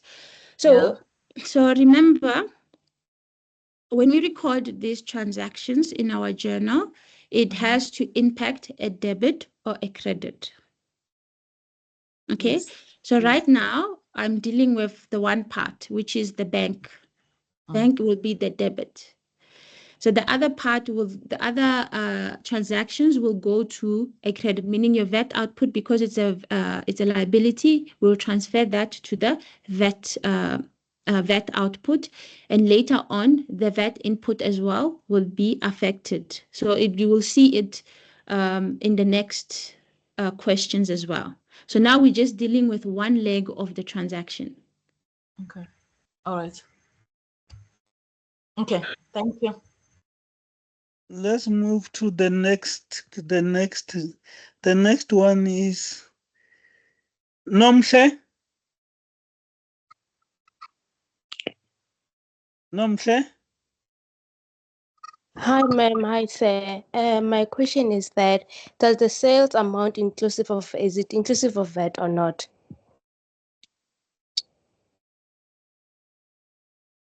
Yeah, the sales is inclusive of, so we assuming that this is the cash, the total cash that we received in our bank account, meaning that the customer paid the full invoice amount. So it will be inclusive of that.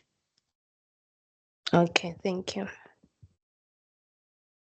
Let's move to the next one is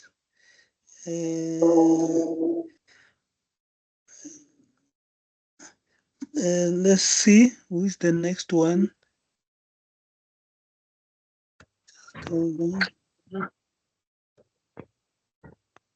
Nomhle? No, Oh, sir, Nomhle is done. Okay, sorry. There is a hand from Lito. Do you want to ask? Lito?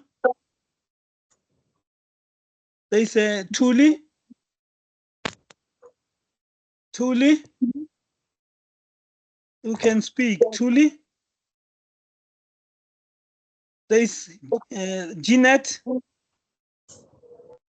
Jeanette? Yes. Yeah, you Can can you hear go me? on. Yes.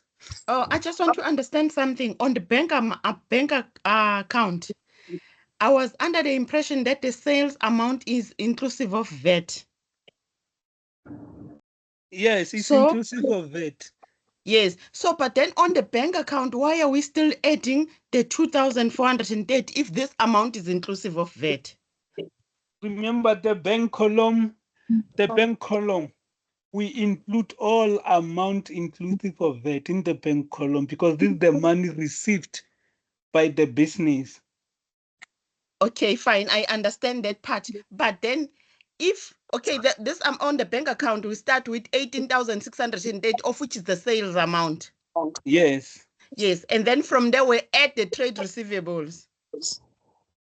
Since we are saying the sales amount is inclusive of VAT, I don't understand why are we still in. I just want to understand why are we still including the VAT output, because already it's included in the VAT in the sales amount. Because the bank column, which is the bank account, include the full amount received by the business inclusive of VAT. This is the amount we received. The 27,385 is in our bank account. Is the actual cash received by the business. Actual cash received by the business. Remember that the bank includes sales, trade receivables, or when debtors paid us, and also includes sales. Okay, maybe let me ask this question. Okay, on the sales amount, okay, we've sold whatever we've okay, yeah, we're selling cash in this case. When we sell, let's say we are selling pouches for 6,000 rand. When we sell, the VAT is already included on the 6,000 rand. Yes, we must calculate VAT output on the sales of the 6,000 you mentioned, yeah. Yeah, but it's already included. So why are we still okay? Fine. On the bank account, this amount, the 6,000, includes the VAT amount. You mean the bank account? Yes, on the bank account. Let's say we're selling couches for 6,000 rand. So okay, fine. And then after that, we calculate the VAT output from out of the 6,000. So isn't it, when I look at the thing, it looks like we've added the 2,430 twice because it's already included on the sales amount. Remember, the business sold, they sold for 18,608. Yeah. And when they sold, they account for VAT output on the sales. Then out of 18,630, We the VAT divide by 115 and times 100, and then we get 2,430. divide times 15 divide by 115 because this is a VAT registered business. Then out of the 18,630, the business collected 2,430 is going to SARS. Yes. But in our book, in our bank column, we include the full amount actually received, which is how much? Let me take the calculator. Oh, okay. So it means, okay, I think now I get you. So it means the 18,000, it's excluding the 2,430. So when we put it back into the bank account, we add 2,430 plus the sales. Yes.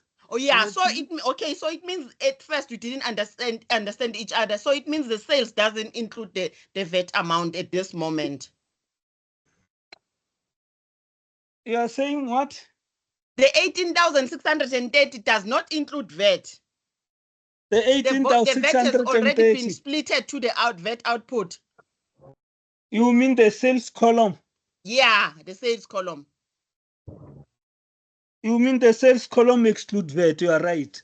Oh yes, okay, The fine. sales That's what column of I wanted to. You know, I was 18,630. at first I was thinking you are saying the 18,000 it's inclusive of that. So I was thinking, why are we still adding it to the bank account if it's already included? Okay, fine. I understand now. Remember the bank column, that bank column of 27,000 something include the full amount actually received, including VAT. While the Yeah, sales no, column, I understand now. I understand.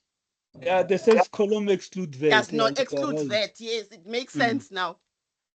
Let's move to the next. The next one is, let me check here. The next on the list is non-fundo. Non-fundo. Non-fundo.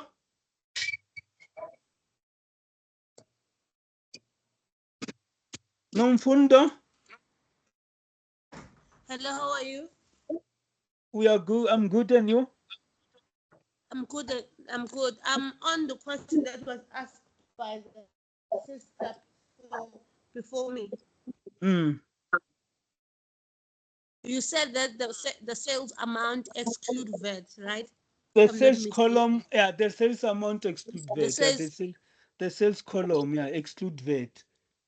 you say it's exclude VAT. It means that if it's exclude VAT, you have to say 18,630 times 15 divided by 100, right? Because it's exclude VAT, right? No, I'm saying the sales column exclude Yes, VAT. I'm talking about this. I'm talking about the sales column now. Mm. It's 18,630 under the sales Hey. column, right? Mm. It means that we have to say 18,630 times 15 divided by 100 to get No, the VAT you amount, don't right? understand what I'm saying. I'm saying the bank column include VAT. The sales column exclude VAT. The trade Yes, receivable column. What I'm yes, saying, the I business hear sold. you. Hear me. Let's wait and hear what she says. The business sold for Wait, 18,630. can I explain first? Yes, Yeah, explain. Maybe I'll get to later on. If you are saying sales exclude VAT, right? It means that the sales are on 100%, not 115%, right? So I'm saying 18,630 times 15 divided by 100 to get the VAT amount, right? Yes. No, you don't. I'm saying the sales column. I'm not saying the sales amount. There's difference between sales amount and sales column. Okay, I think I understand, sir. I understand where they are coming from. Yes, I think if you are saying that the VAT the amount under sales, I'm not saying the amount. I'm saying the sales column. I'm not talking about the amount. I'm talking about the column itself, not the amount. I'm saying the sales column. How much the amount under the The sales amount column? is 18,630, including VAT, because this is a VAT. This is a business. This business is registered for VAT. I want you to get it correct. I'm not saying the amount 18,630 excluding VAT.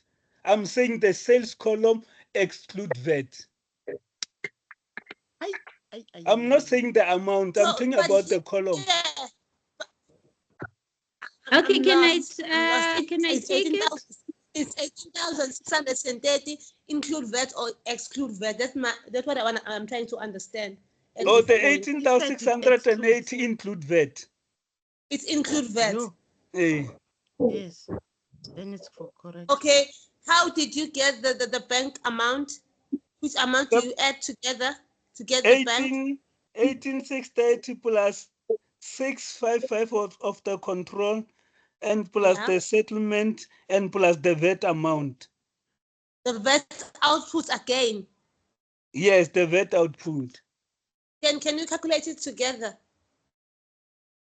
Yes, 18,630. 18,630 plus 6,555 plus 200, right? This is wrong. I don't have my calculator with me. Let me check. You add all the four. You add the VAT also. Let me get my calculator. Can I Please just do. hello? Hello? Yes, you can come in. Can I come in, please? Also, Yes. guys, actually, we are all on the same page, but I think our understanding is just not the same. You know what I'm thinking? What he can do? You are right, and he is right.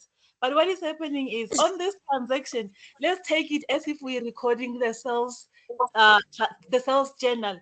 When we're recording the sales journal, in the sales column, we don't include VAT like they did on this one. Yes, All that's right. what I'm trying But to. now, I'm trying listen, to what is happening is he's talking about column, you're talking about the amount. That's where the problem is. But we all right. So if we can take it like when we're recording the sales journal, we put the sales amount without VAT, and then we're gonna put the VAT in the VAT output. We all right. This is how they did it here. So it means the total amount for the sales, including VAT. So it's 18,630 plus that's 2,430. That was the price. I mean, the total amount of the sale, including VAT. That's how I understand it. So I think we all right. Am I Okay. Yes. If I may ask, I'm sorry.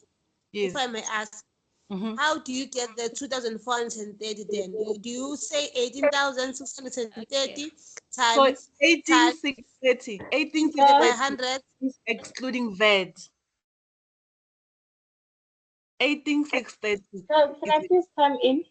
Okay. So you say 18,630 times 15 divided by 100, right? To get the VAT amount, the VAT output. No. You say what?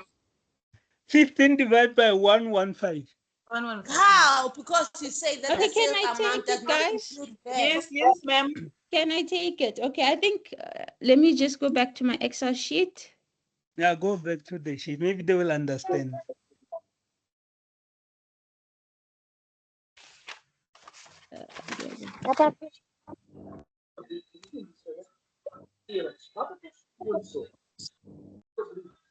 Okay. So here is bank, right? We had bank. Yeah. We had sales. Sales of 18,630. We had, what was the other one? Trade receivable.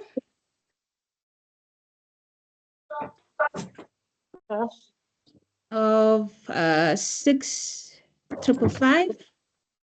Then we have a settlement discount.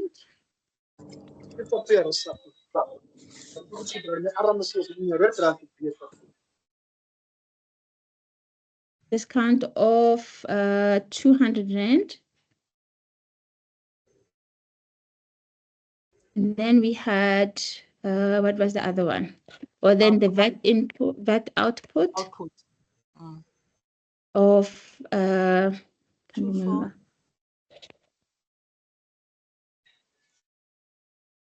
Right? Then we had the VAT input.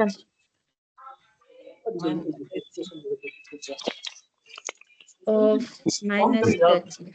I mean, yeah, minus 30. 30. Right. Okay. So let's start. We have a sale. Okay. So in the sale, I received money in my bank. Right. And then, so I received 18,630 in my bank. That inclusive. Hello?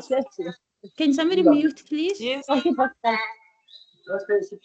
Somebody can they mute?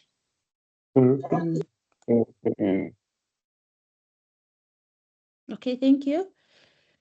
Then, so this is the amount I received in my bank, right? VAT inclusive.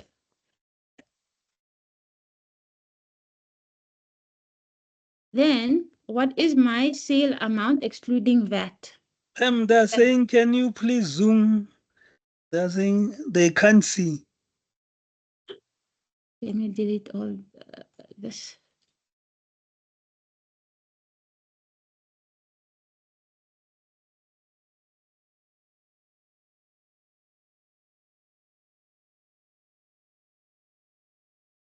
Okay, can they see it now, or should I zoom even? Are they happy?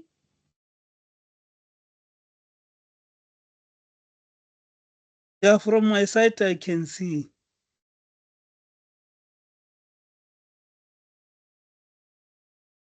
Yeah, they're saying they can see. Okay, so I received money in my bank, 18,630, assuming this is the full invoice amount that was VAT inclusive. Okay, are we on the same page there? Then what is the amount that I'm going to record in my income statement? It should be exclusive of VAT, right? So if this amount is already including VAT, then I'll now have to use the formula 15 divided by 115. No, the other way around, 100. Okay, there. So this is the amount that I'm going to record in my sales account, right? So then what would be my VAT input would be the difference between the two. Let's see, 2,430. Okay, so now from this, what would be the journal entry? Can you guys type in the chat? Journal.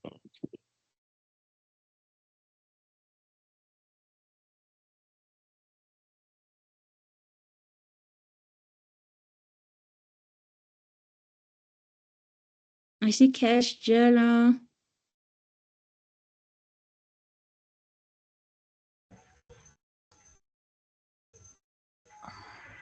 What is your question, ma'am? Okay, so this is just a simplified version of the 18,000, right? Yeah. So you received money in the bank. So this was the cash receipt account. You received money in the bank, 18,630. So assuming this is the amount on the full invoice, right? So it was VAT inclusive. Okay.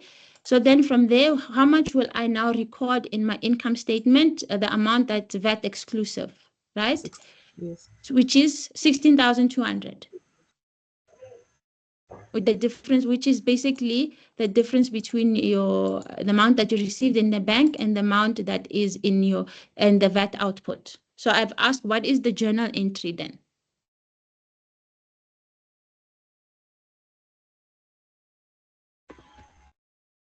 Okay, so what are they saying in the chat? Debit bank credit sales, credit VAT output. Which is the correct journal entry? You debit bank, you credit sales, and you credit your VAT output. That's the correct journal entry from Jeanette Makova. So we debit bank 18,630. 18,630, and we credit. This will be our sales, 16,200.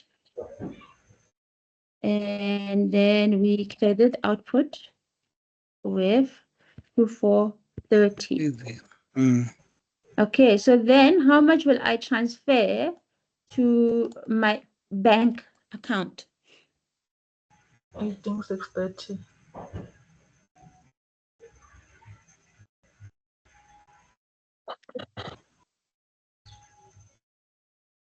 This amount that I received, right?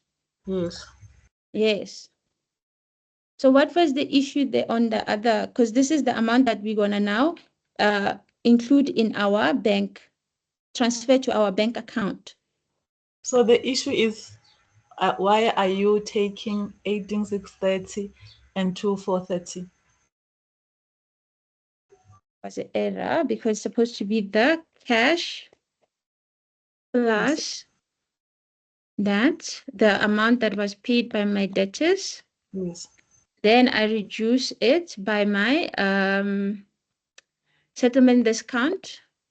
This one was actually supposed to be a positive. So because it's VAT input, So my VAT, my account should be 25,015 rand. Yes, but on the other side, your amount was 27. I think you also added the 2 for 30. Let me see. You can go to the Okay, statement. then it's an error. It's an error on the Yes. slide. Sorry. That's why we were saying. That's why I was saying it means the amount on the cells. Yeah. Okay. Yes. So there's an Yes. error on the slides. I apologize for Exactly. that. Yeah. Thank you, ma'am. Okay. So is that right? What I just explained? Yes. Yes, that makes sense. Okay. Apologies for the confusion, guys. It's error on my side. But does it make sense now on the example that we just did now?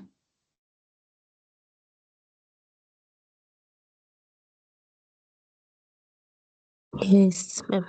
They're saying it makes sense. Okay. All Can right. we Any questions? let's move to the next one is non-fundo. I don't know whether non-fundo. Non-fundo. Hello, you can go on. Hello? Yeah, you can Hello. go on. You raise your hand. Now you can ask your No, question. I'm good now. I'm good Oh. with the bank. The Okay. problem was the bank amount. Oh, it's fine. It's Okay. sorted now. Thank you. Yeah, Let's move to Nkululeko. Nkululeko. Thank you. I'm sorted also. Thank you. Let's go to Jeanette. Jeanette Makova. Let's go to Jeanette. Let's allow Jeanette the mic. Jeanette, you can come. Trying to remove the hand. Remember, I was raising the issue about that 27,000. So I was trying to remove the hand. So it's fine now. And okay, but maybe I can ask a question again.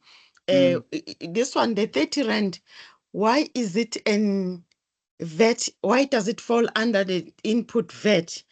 Because maybe I might be wrong, but then the way that I understand it, we've given someone a discount of 230. So why? Don't understand why are we still involving the bank, because we're not going to receive the 200 rand, the 230 rand. Okay, so yes, in the bank total account amount, it's okay. sorry, 630. Okay, so I already paid, I already charged the full amount on the VAT, right? I'm not going to calculate it again of this, but now I have given the customer a discount. Okay.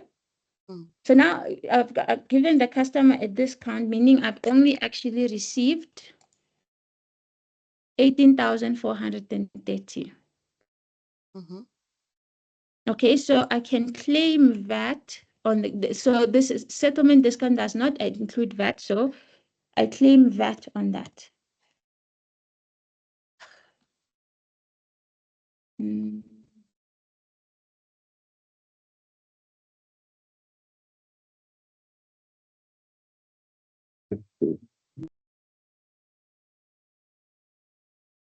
Anyway, it's supposed to be 30 bucks.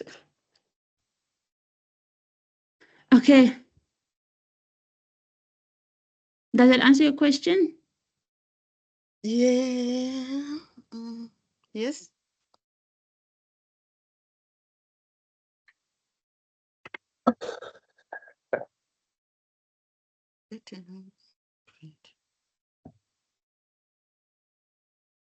Okay, should I move on? Hello, ma'am. Before you move on, can I ask something? Yeah, yeah, Tabelo.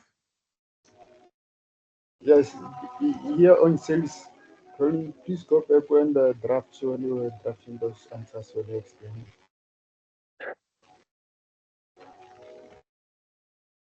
On the Excel, where you got 25,015 rand. I want to ask something. Which one? 25,000. Yeah, where you get 25,000 from the Oh, this. Yes. Yeah, I want to ask something. When I calculate when I put 18,000, shall I put 16,000 instead of 18,000 to get that 25,015? I didn't hear you Or there.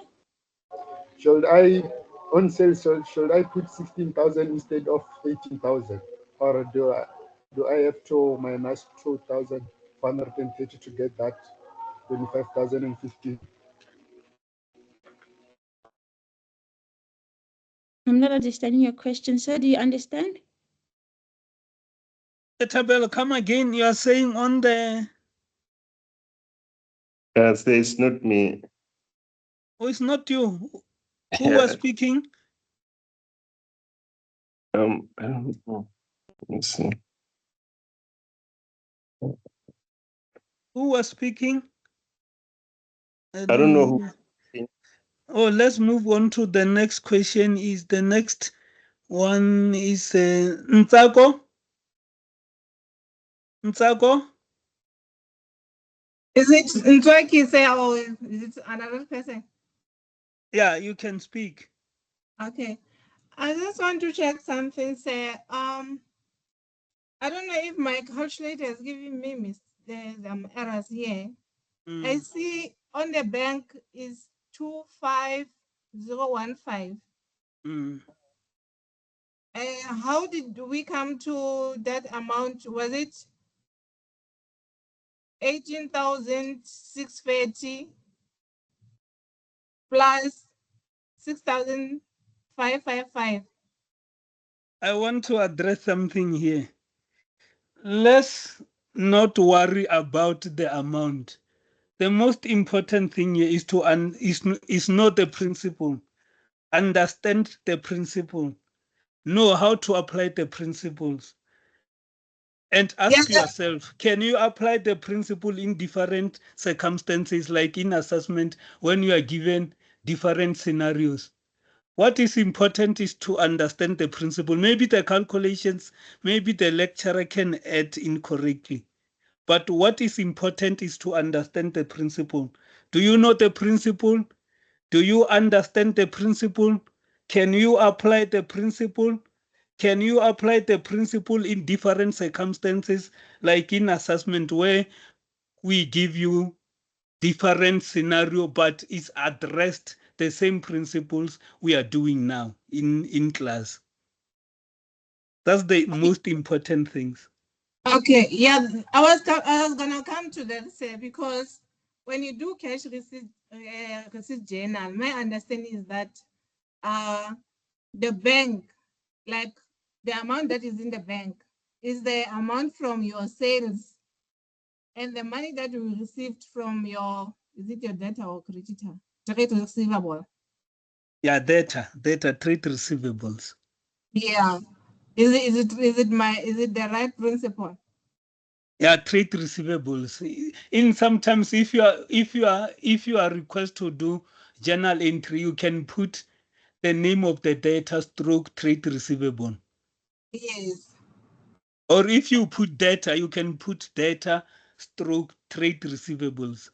So that, because data is the old name, but if you put data trade receivables, it will be correct. So will that be the amount that goes to the bank? Yeah, that amount, the 655 will go to the bank. Is the 655? I don't have my calculator with me. It's 6,555. Sorry. Let me check my formula. 24,985.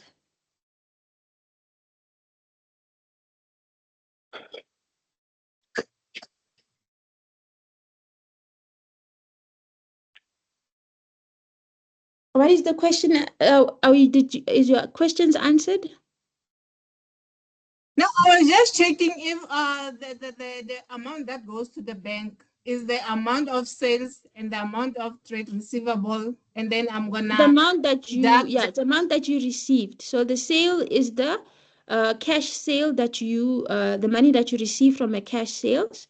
Trade receivable is amount that was paid, because remember this specific transaction was a cash receipt, journal. So it's money that we have received. So if it says trade receivable, that means it's the debtor paid me 6,555.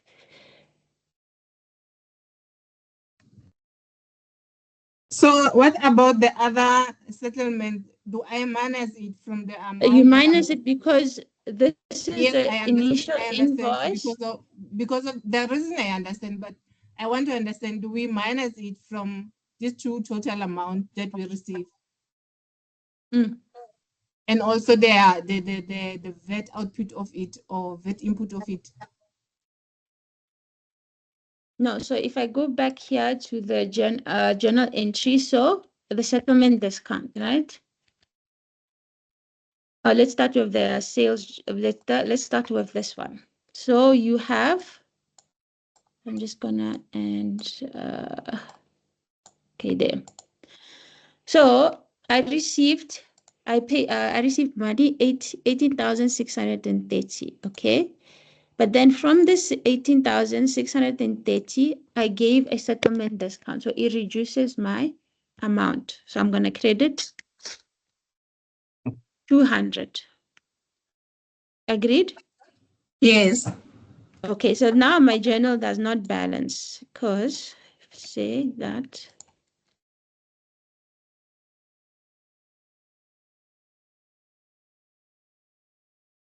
See, my journal now doesn't balance. Why? Because here in this 18,000, I already paid the full VAT output of 2,730.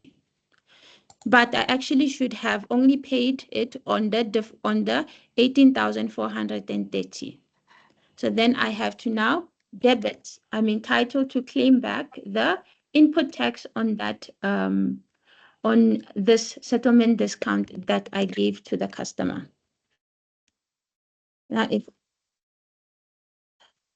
let's see if our so we're not balancing. Which journal are you doing? So I'm trying to explain to she wants to know what happens to the 30. Because if she wants to understand the 30 rand, because if she do that, the journal of the settlement discount granted, including VAT and including trade receivable. Because remember, we debited the bank with how much? And we debited settlement discount granted, we debited VAT, and we credited trade receivable control.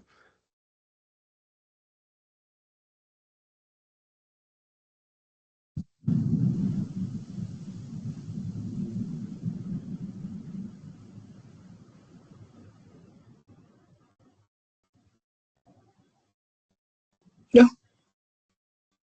You still don't understand? It seems like now I feel like I no longer understand the case specific journal, how it works. Okay, let's just do the settlement discount. Show them the settlement discount, maybe the journal entry.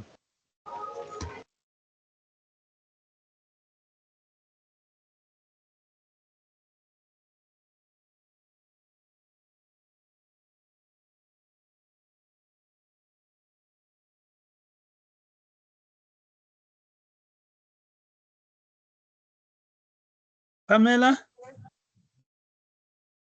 Pamela? Hello, Pamela? Oh, sorry, I was muted. Sorry. Can you hear me now? Yes. Sorry, I was muted.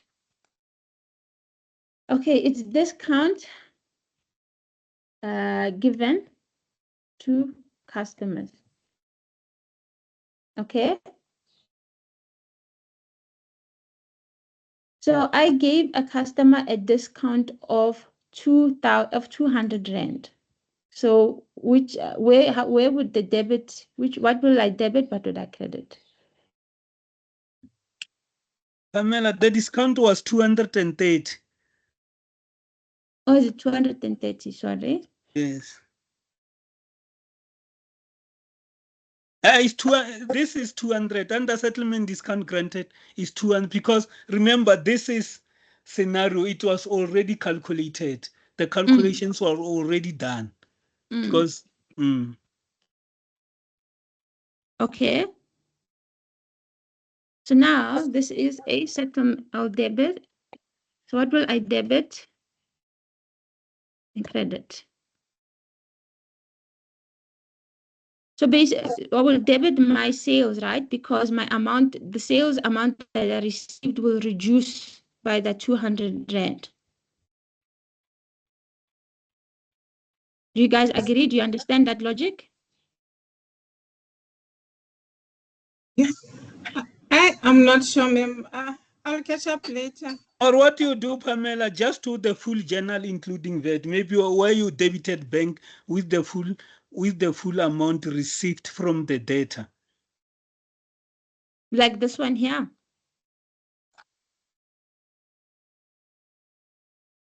Okay, maybe let's look at it that way. So you have your settlement.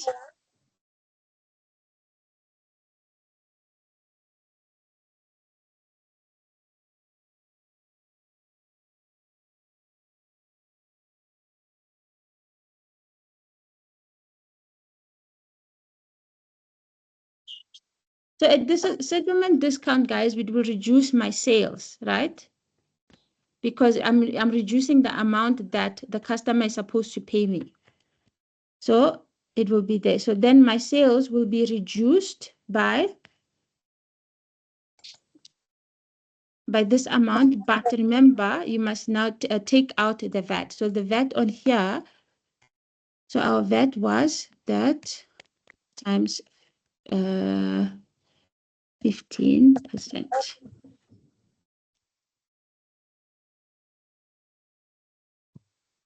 Basically 30 rand. My formula is not working. Yeah, my VAT will be 230 times 15 divided by 115. No, the settlement discount was 200 rand, sir. The settlement discount was 280 because I already said this is the calculation was already done. Okay. This was already done. That's why you see on the VAT input is date, on the settlement discount granted is 200. That means the calculation was done because this was the scenario. It was not the required. It was already calculated on the scenario. Oh, okay. So if you say it's a scenario now, I can understand. Because this was the scenario. Remember, this was the scenario. We can't you can't calculate the scenario. The scenario, Pam, can you go to the slides? Okay. You see this slide? This. That one, this one. Is this one of cash receipts? No, it's the next one. This one. Yeah, this one of cash receipts. This is the scenario given. And already the settlement discount granted of 208. The settlement discount of 200 was after VAT input of 30 rand. The settlement here, the settlement discount granted here was 230. When you say 230 times 15 divided by 115, you'll get your VAT input of 30 rand. Like this is the scenario given. Like you can't maybe we can't recalculate the scenario given, but this is the scenario given. You are given the VAT input of 30 rand and you are given the settlement discount granted of 200 after subtracting the 30 rand of VAT input. Then, sir, I understand the initial explanation from Pamela. To me, it makes sense because this is a scenario. Because now, if you are saying sales was already included, VAT, there's no such information. It's confusing me now. It's like I no longer understand the cash receipt journal There is no such information. of saying 18,630 included VAT or not, did not include VAT? Let me, it's not, the question is not saying the business is a registered VAT vendor, because this question is under study unit 5. If you go to study unit 5, the question is there. Let me confirm what the question is saying under study unit 5. Give me seconds. This question is under study unit 5.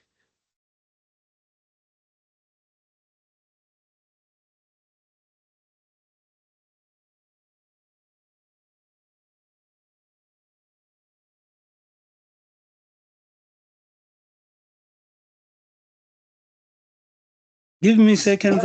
I'm trying to open study unit 5.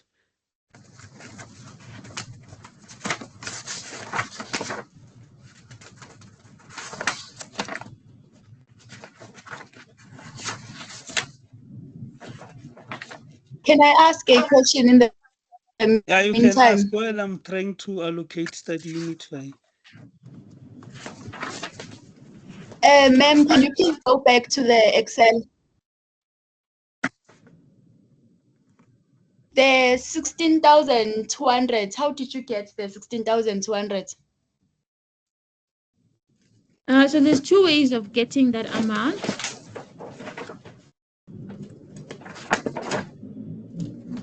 So it's either you say you take your total amount received minus your VAT output. Or there's a formula that you can run. You can say the 18,630 times, sorry, this is not working. Okay, so you can either say 18,000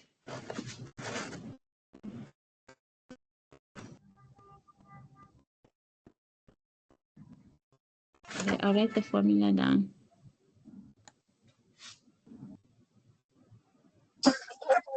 So you can say 100% divided by 115. It will give you the same amount.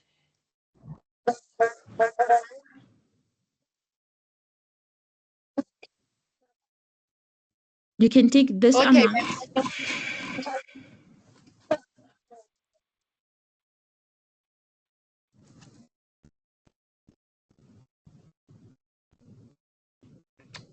Do you understand?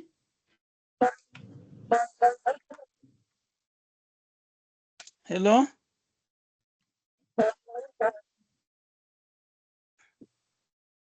Mtswaki?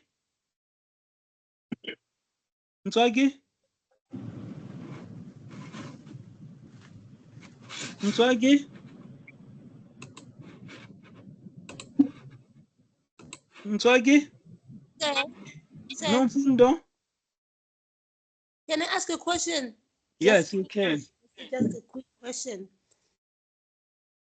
Let's go back. Let's forget about this thing that we are doing here for a moment. Let's go back to the cash receipt journal.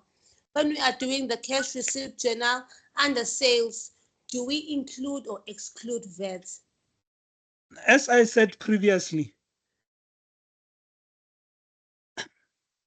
there is under you are saying under sales column. Yes, under sales column. When we are doing the cash receipt journal, do we include VAT or do we exclude VAT? The amount will be this scenario. The amount will exclude VAT under sales column.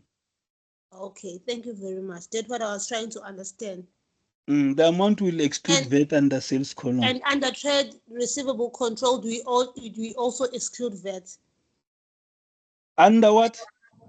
The trade receivable control under cash receipt journal.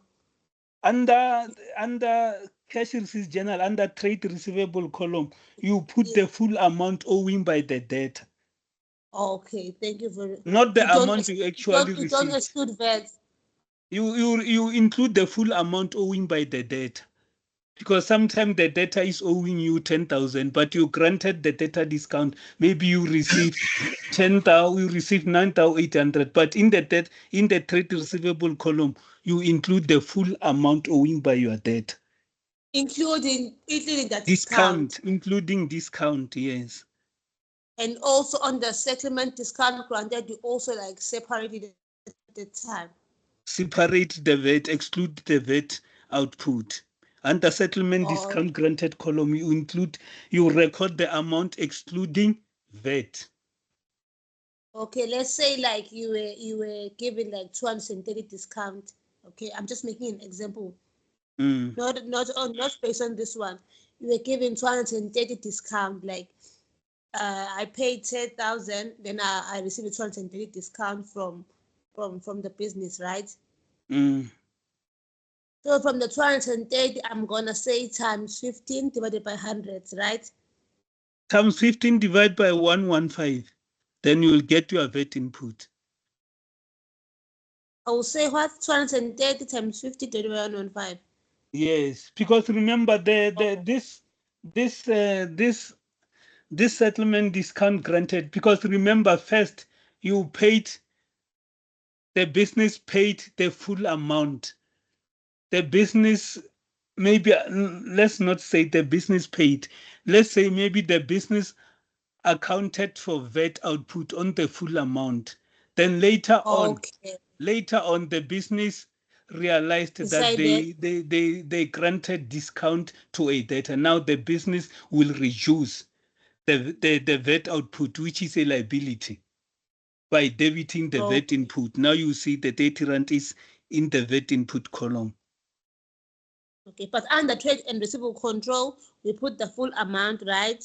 Owing by our debtor, yes. Yes, under settlement discount, we minus the VATs included on the settlement. On the settlement, you record amount excluding VAT input. Okay, and you record the VATs alone. Okay, thank you very much. VAT separately under the VAT input column. Okay, now I understand. Thank you very much. Yeah, what is important is to get the principles. It's what we are trying to do. We are not trying for you to memorize solutions, because if you memorize solutions, it will be difficult in assessment, because we tested different transactions from the study guides, but they address the same principles. The principle will remain the same, but the transactions in the assessment will not be the same transactions in the study units. But still, the transaction addresses the same principles. Yeah, let's go on, Pamela. Are we clear on can I move on from the bank ledger account?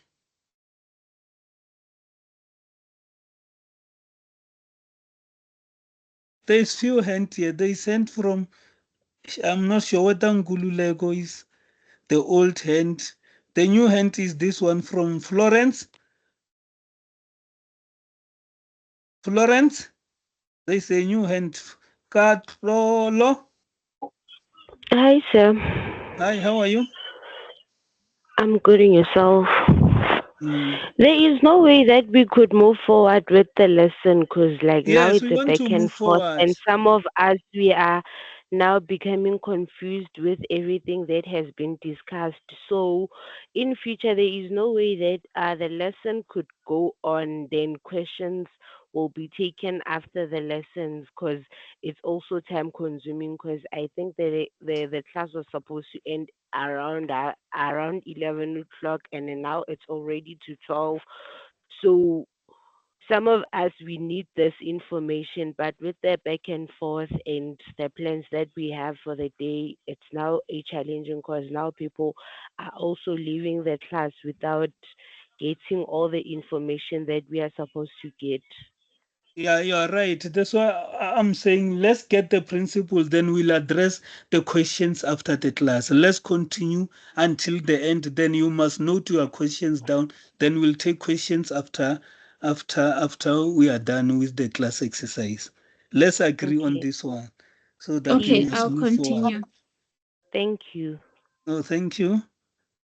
Okay, let's forget about the error in the slide. So now on the purchases journal,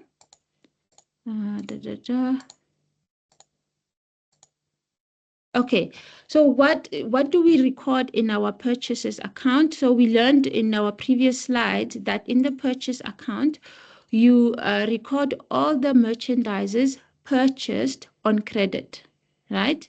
And then at the end of the month, you only the total of the credit purchases for the month is debited to the purchase account. And then after that, we credit the trade payables account. So in our scenario, what information did they give us? So in the trial balance, they say in the beginning of the month, we had purchases of 192,000. So just keep in mind that this is all the credit purchases. And then also they gave us a purchase journal that has we made credit purchases of 9,200 Rand. And then in the cash payment journal, we made purchases of 7,245. So all of these transactions will be debited in our purchases journal ledger account. Okay. So the next required was on trading inventory. So in the information, in the scenario, there was nothing else that they gave us. If I just go back to the question, nothing else happened on the trading inventory account. They only gave us the opening balance of 5,200 Rand. So that's why in our inventory ledger account, we only record the 52,500 Rand and to 52,000 and nothing else. Okay. Now number 4, the required says they want the sales ledger account. So also, so what do we record in the sales account, right? So all the total credit sales for the month are recorded in the sales journal and then debited to the trade receivable control account. So because this is the amount that I expect to receive. All right, so in the information, what information did they give us in the scenario? So we had the trial balance, which is that has sales in the beginning of the month of 400,000. These are all the credit sales. And then in the cash receipt journal, we made a cash sale of 18,630. And also in the sales journal that they gave us, we sold goods on credit of 14,000. So now we take that information in those journals and then we post it in the sales ledger account. So because it's income, right? That's why income increases on the credit side. So that's why now the balance will go, 4,000 will be here, 400,000 will go there. The bank cash sale will go here, 18,630, and the trade receivable control account also we will record here. Right, moving forward, then the last one is the VAT now. So what is VAT input again? So VAT input is tax paid on purchases. So every taxable good or service that is coming into our business that we have bought. It can be furniture, it can be stationery, it can be goods returned from customer or purchase cash or credit, purchase card or credit. So the business can claim VAT input from SARS. Okay. So again, back to the scenario, what information did they give us? So in the trial balance, they gave us an opening balance of VAT input of 25,000. And then, so this amount will be, if I go to the journal, so you'll see in the VAT input ledger account, this balance 25,000 brought down is debited because it's my VAT input. It represents money that I'm going to receive, right? Then they gave us, then we made cash, then in our cash receipt journal, there was a settlement discount granted of 200, right?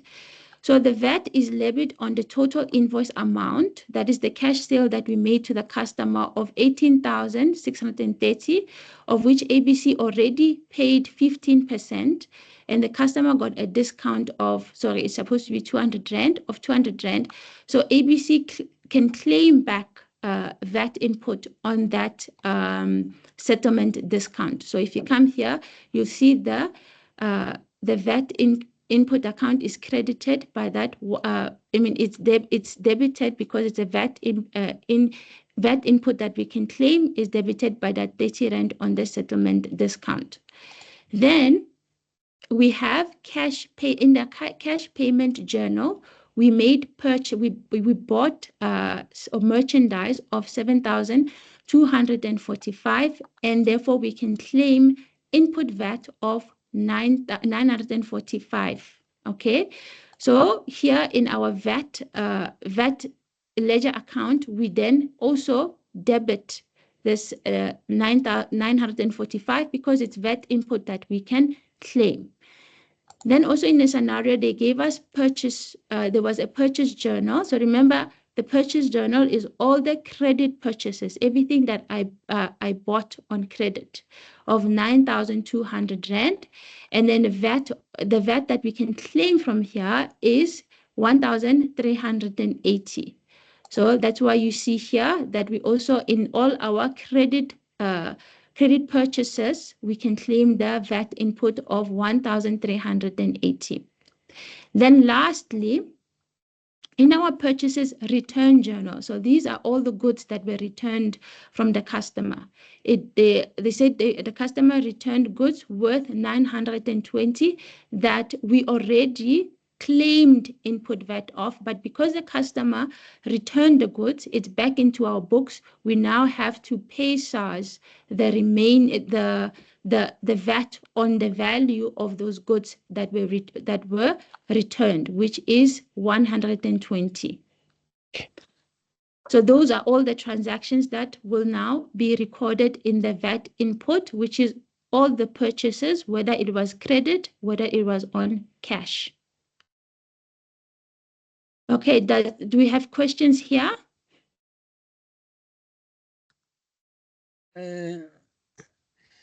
Let's see. I don't see any questions. I don't see any hand, but I'm not sure in the chat if there is any questions. In the chat is the old question asking. There's a hand from, let's see, the hand is from Nomsha. Okay, thank you, ma'am. Can you please repeat it again? Sorry, I just lost it. Okay. Let me, I think the best thing to do is to go back to the information provided. Okay, so for VAT input, I claim on all my purchases, whether it is credit, whether I bought them on credit, and whether I bought them on cash, right? I can claim VAT input on that. So in the scenario, they gave us a cash payment journal. Okay, so here it says I made purchases on cash of 7,245. So on that value, I can claim VAT input. Here it's already given of 945. So this amount I'm gonna debit in my VAT input account. Okay. And then going forward, then they gave us the purchases journal. So remember when we discussed the subsidiary journals, we said everything that is bought on credit will go to the purchases journal. So that's why you see here it says trade payables, purchases, and VAT input. Also, the amount is already given. So on the VAT, on my purchases, I'm allowed to claim a VAT input of 1,380, which I can then debit to my VAT input account, right? Then going forward, then there was a see purchases return journal, right? So in the purchases return journal is when I have bought goods from a supplier, and then I don't like it, I returned it back. So you already claimed VAT on those purchases when you initially bought them. So now you have to pay back that money back to SARS because you have returned it to the supplier. That is why this 120 will then be, let me go back, will be credited.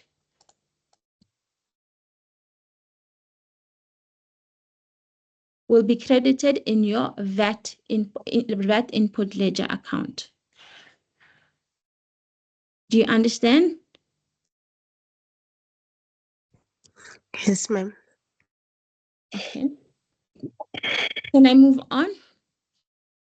There is another question from Tapelo. You can come in. Yes, sir.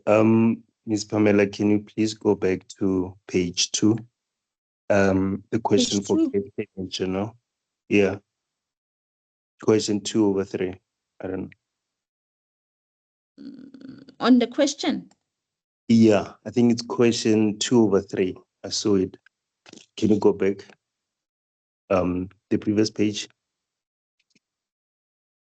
Yeah, let me see. Yeah, I think it's this one. Can you please do that example? How did you come up with that value of bank? Okay, so this one will also, I just ignored this one because it also have the same error, but the principle stays the same. So if I go back here, the principle will stay the same. All the amounts that you paid out from your bank account, you will then, it will be transferred to your bank. So I didn't want to cause any other confusions. Yeah, because I wanted to understand that one. Okay, let's go. Let me just explain from the question or information provided. Right, so in your cash payment journal, you have purchases of 7,245, trade payables control. This is the amount that you paid your suppliers. Okay. Then VAT input that you claimed, Mm-hmm.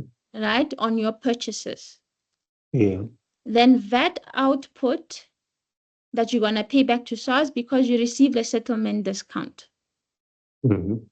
And then these are other sundry amounts that you have, other stuff that you bought in your cash. So what will be my cash then, right? So I'm going to take, do you have a calculator with you? Yes, I do. So 7,245 plus 6,440 6,440 minus 100. Okay, it's minus 100. Are we not adding 945? No. Are we not adding 945? No. Okay. So we're subtracting settlement discount received. And then plus all the other cash transactions that you made. So you'll get 16,980. Okay. I don't understand the sundry account. How come it's 3395, but it's something I don't understand here. Oh, Tabelo. This is just information provided. So It's yeah, is the question, like, is the scenario provided? Like, we can put 10,000 under sundry amounts. It's just the scenario. Maybe you are given the scenario and the request says do general ledger accounts.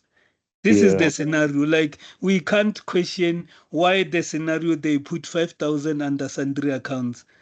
Is the scenario. I can say Tabelo purchased 10,000 trading stock for cash. I can't come and question the transaction, say why now Tabelo is buying for 10,000 for cash. Why is not buying on credit? This is the scenario, for example. Like, if you are given 10 transactions in the assessment, you can't argue with the transaction. If we gave you 10 transactions and say do general ledger account, then you can't go and question the transaction. What you must do, you must come with a plan to do the general ledger account. This is the scenario given. The 3395 is the scenario amount. is the amount. We can also put 10,000 under sundry accounts if we want. So those are inclusive transactions. Yeah, this is the scenario. Maybe you are given this scenario, then the requires say do general ledger account. So it's just there to test the principles. Mm. Well, thank you very much. Thank you. Okay, continuing. Hello, sir. Sorry. Hello. Yes. Can I ask on that thing? The gentleman just asked. So Yes. my understanding is that because I was asking about the cash receipts one, now she's explaining on the cash payments. So I feel like I realize that when you do the bank account, you ignore VAT input and VAT output. Is it right?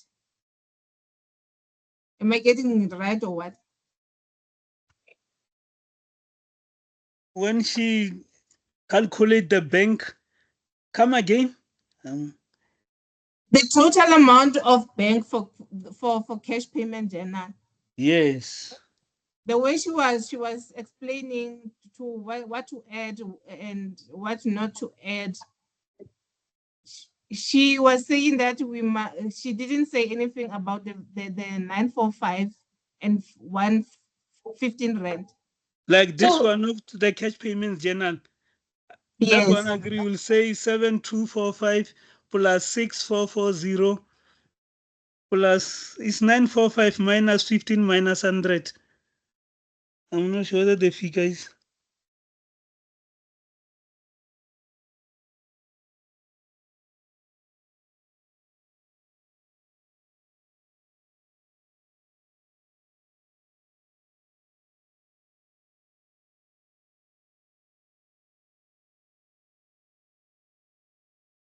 Are you satisfied? So the VAT is already this is the information provided. So the VAT is already calculated the VAT for us. So the purchases, you assume that it's already inclusive of VAT, and they just giving us the amount. They're calculating the VAT amount for us. So if you take the 7245 times 15 divided by 115, you'll get the 945. So it's already inclusive of VAT.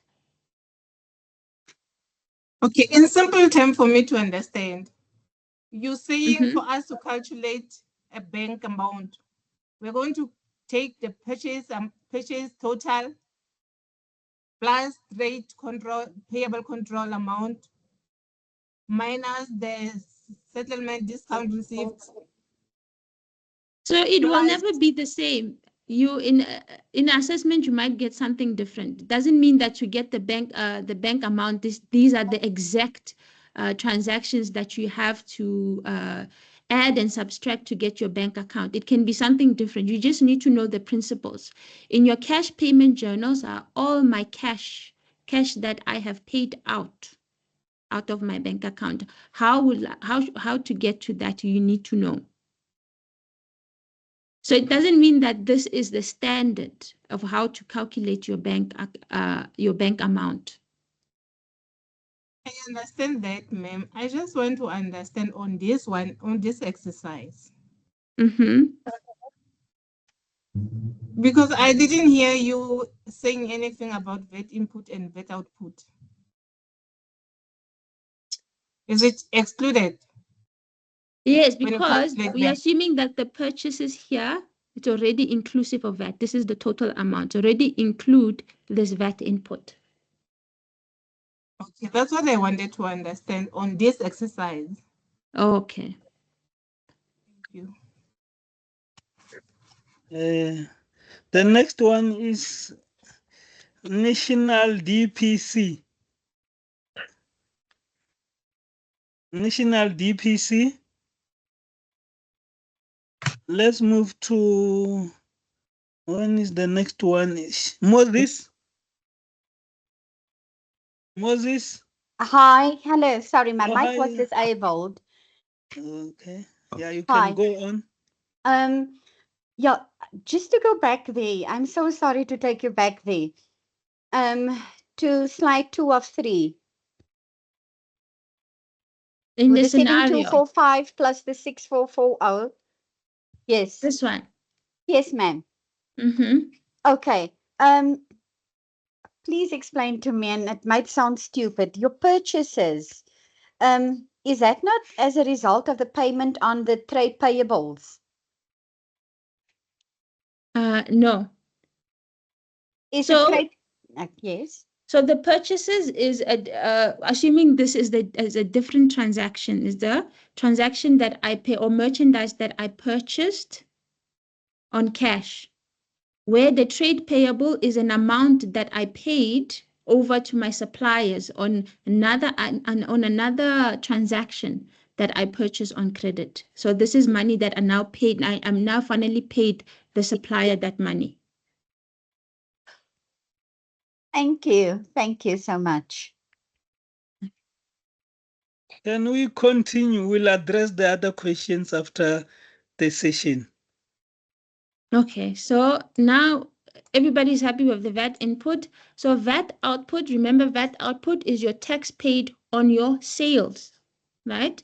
So it's every taxable good or service that is going out of your business that you sold out. That's why it's a VAT output. So it can be anything. It can be a rent income, sale of merchandise, goods returned from suppliers, etc. Right? So this is the amount that you collect on behalf of the government. So you're going to pay it over to the government. So let's go back to the scenario and see what they have given us. So in the trial balance, they gave you the opening balances in the beginning of the month. So we have the VAT output of 52,174. So this is a liability. So a VAT output, because I'm going to pay it over to SARS, it's my liability.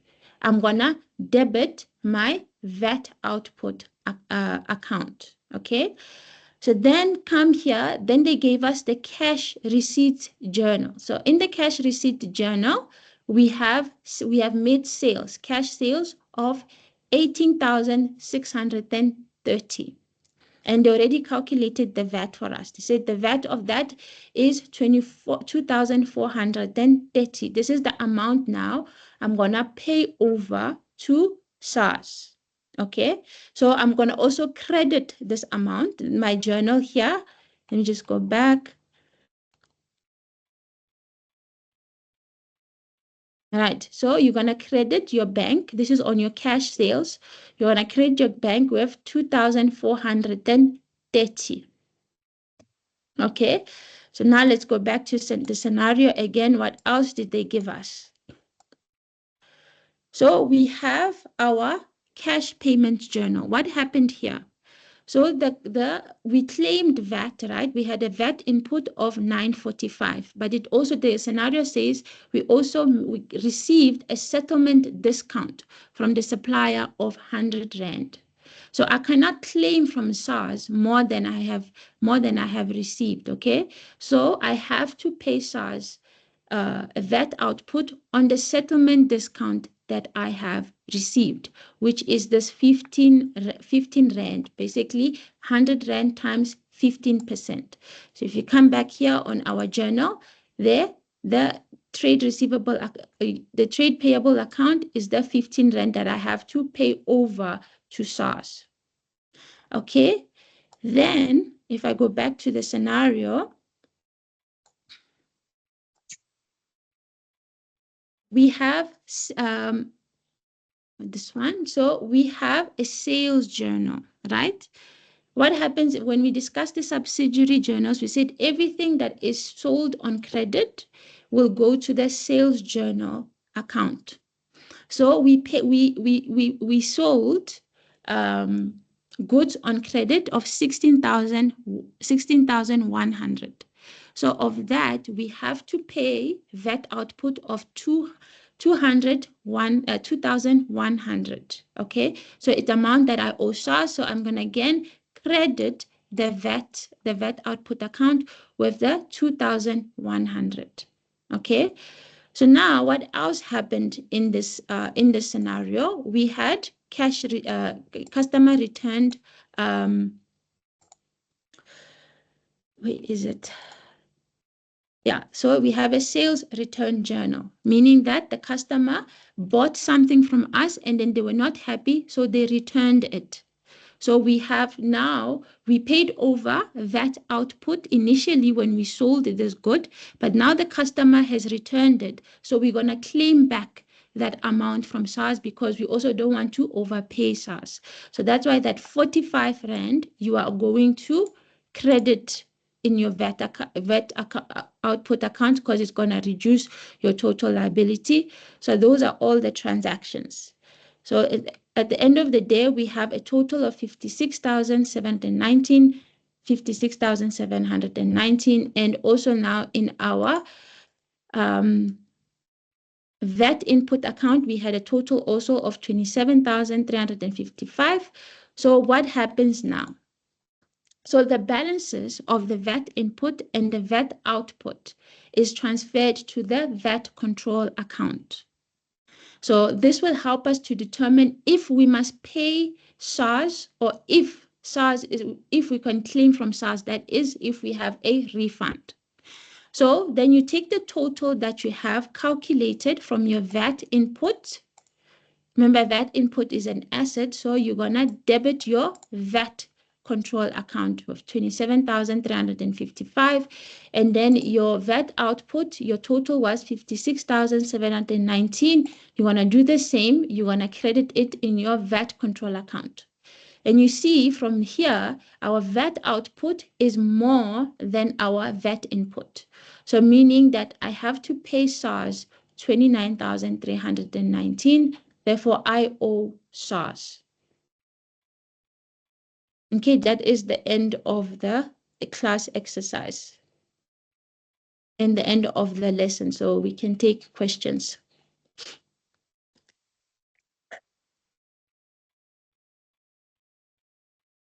Questions?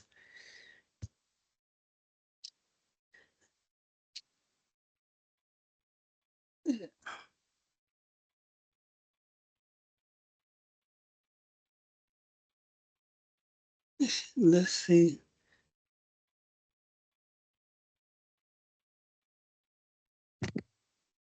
Pamela?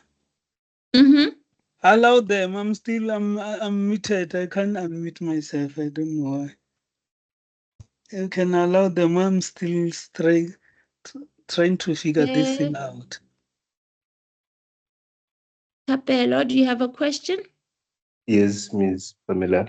Mm-hmm. Trying to figure out this value of bank. Can we just do it again, please? Okay. 2 of 3.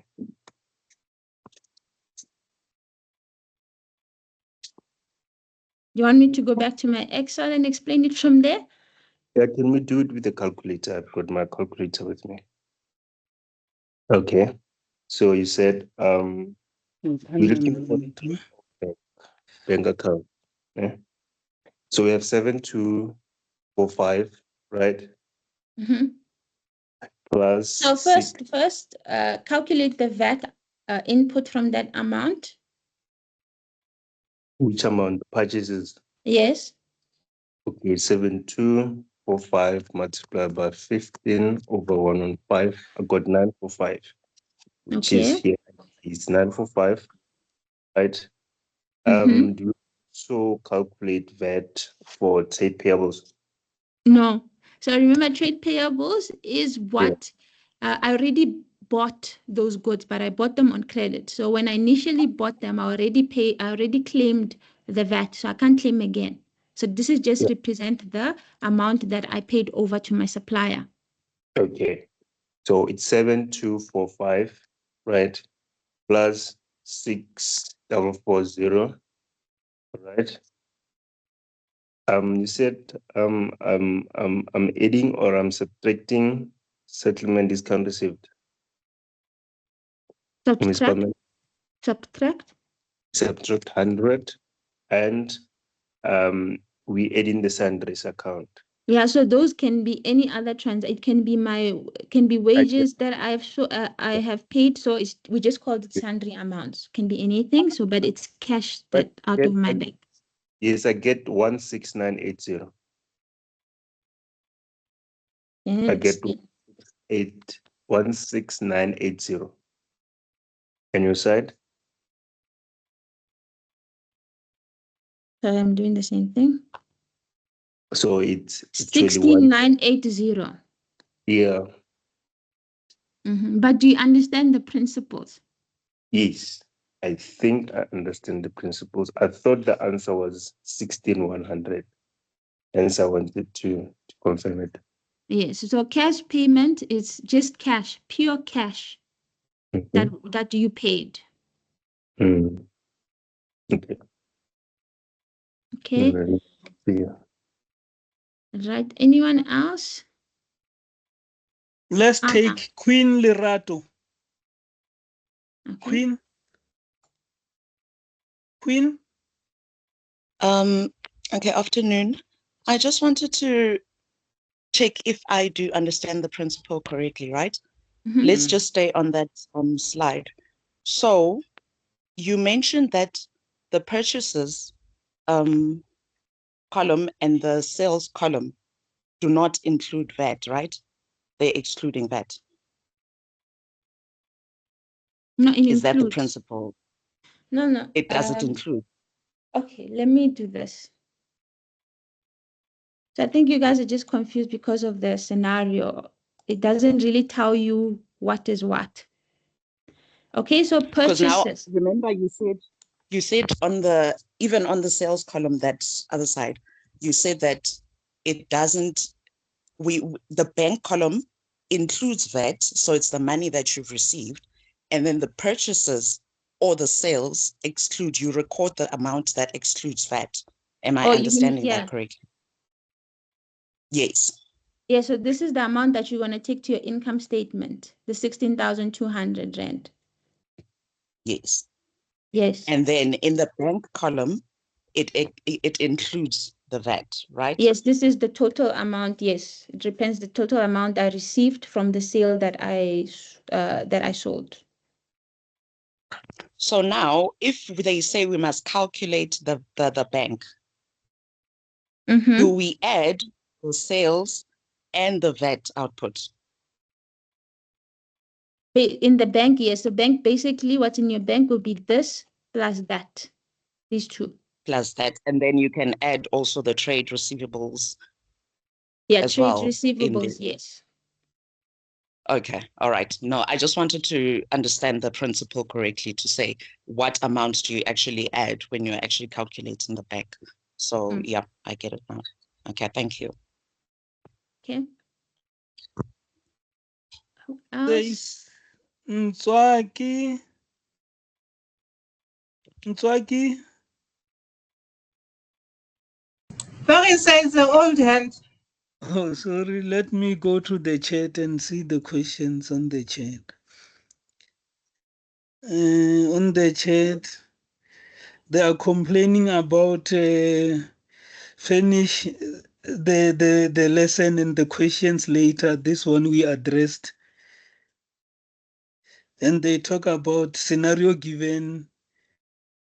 We need to calculate. And they talked about I see someone is talking about perpetual and periodic inventory system. This was study unit 7. We did a online class. It was last week on the difference between perpetual and periodic inventory system. This one student can refer to the recordings of one of the online classes we did on the perpetual and periodic inventory system. And the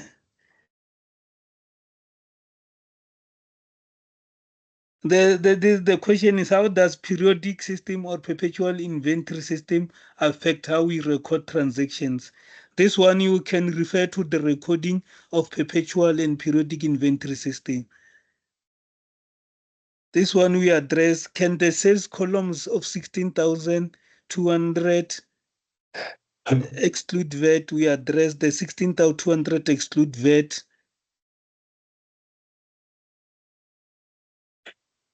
Is there, let me check on the hands if there is any hands.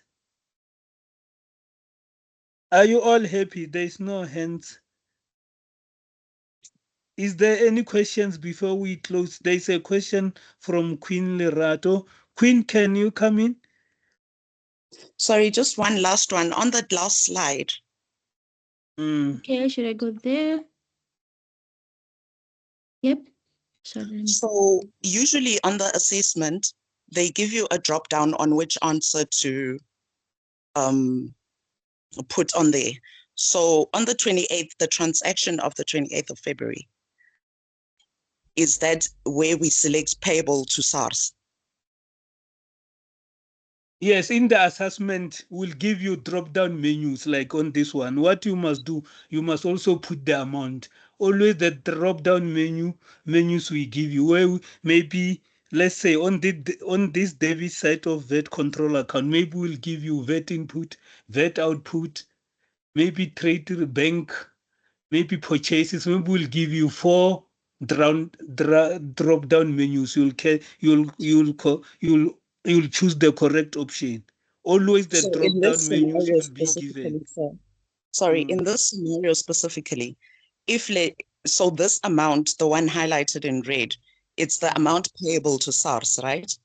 So that one we write, it's basically payable to SARS. Is that what would be in this one specifically? That one, which one is the greater? The VAT output is the greater. Yeah, VAT output is the greater. Then it will be liability, VAT payable to SARS. The 29319 will be VAT payable to SARS, which is our liability. And then if it was on the other side? If VAT output is less than VAT input, then it will be VAT refundable from SARS. Okay. All right. No, I understand now. Thank you so much.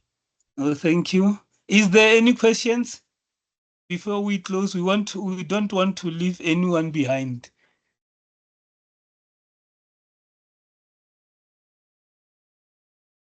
Let me check for the last time on the chat. They are saying thank you for the session.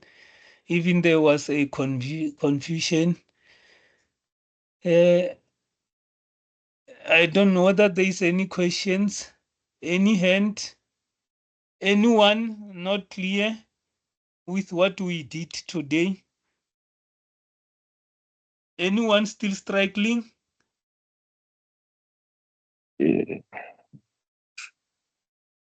Without absent of questions, I want to say thank you, Pamela, and everyone for attending the lessons. Guys, just keep pushing. You still have 85% contribution towards your final mark. Don't throw the towel, just work hard. If you don't understand, we are here.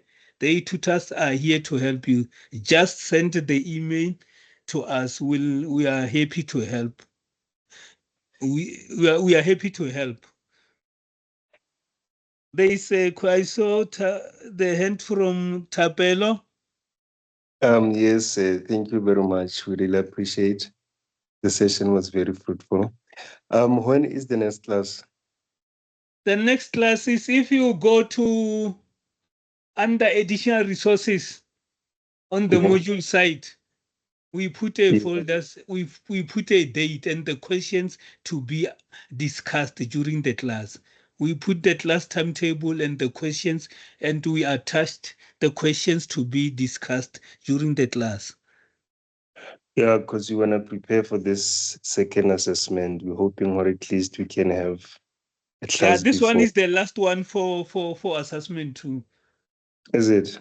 Yeah, because remember this study unit 5 and 6 we did that class before. This was the request from students saying, can we do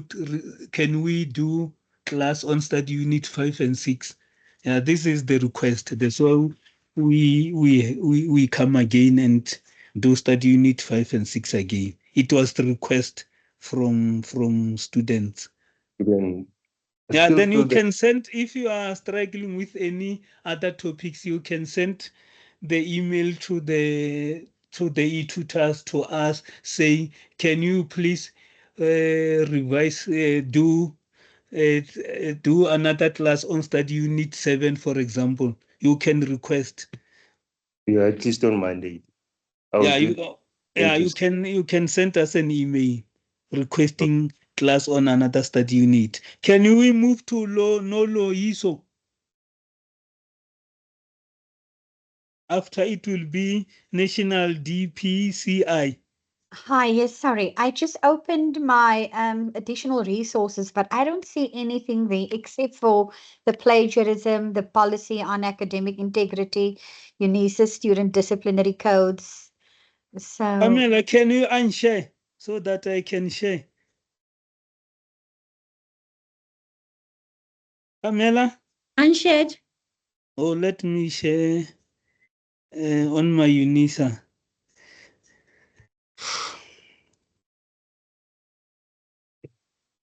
Do you all see my screen? Yes. This is the UNISA. Yes. This is FAC1502 site. This is the additional resources folder. You click on it. Then it will take you. This is written there. Can you all read?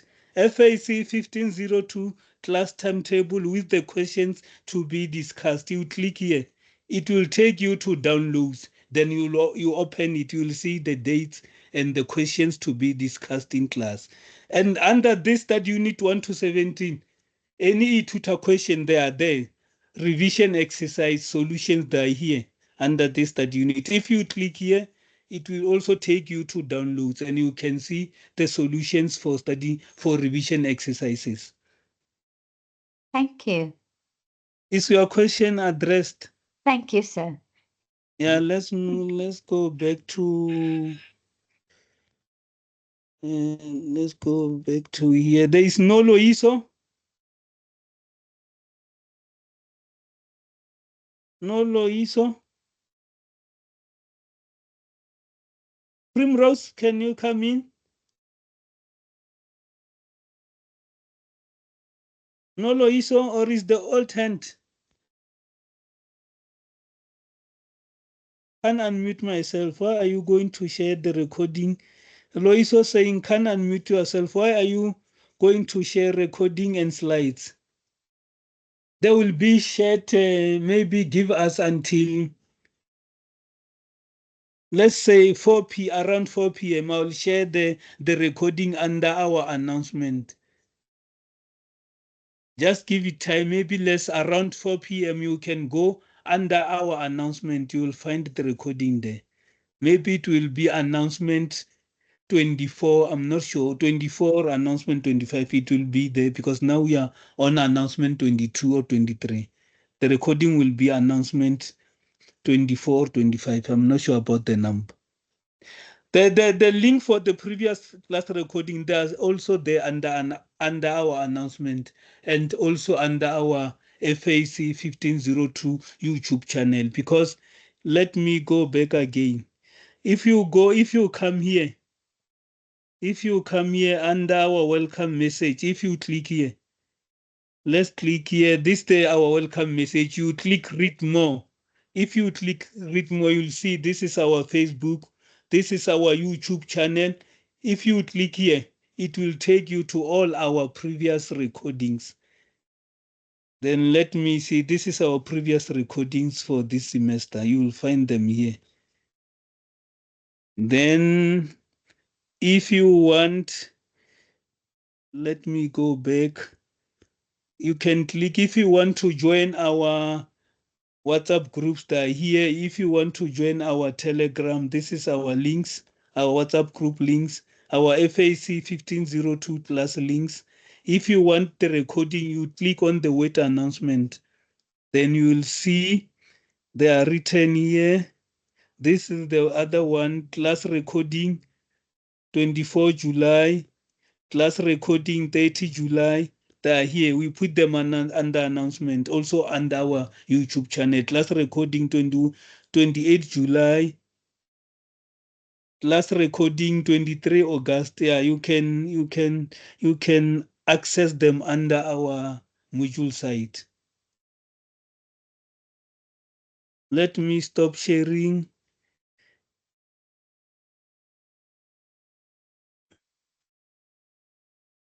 Pamela? Yes?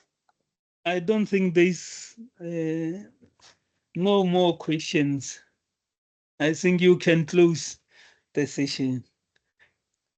Thank you guys for joining, and sorry for the confusion on the slide error. We will correct it before we share it, and good luck for assessment too.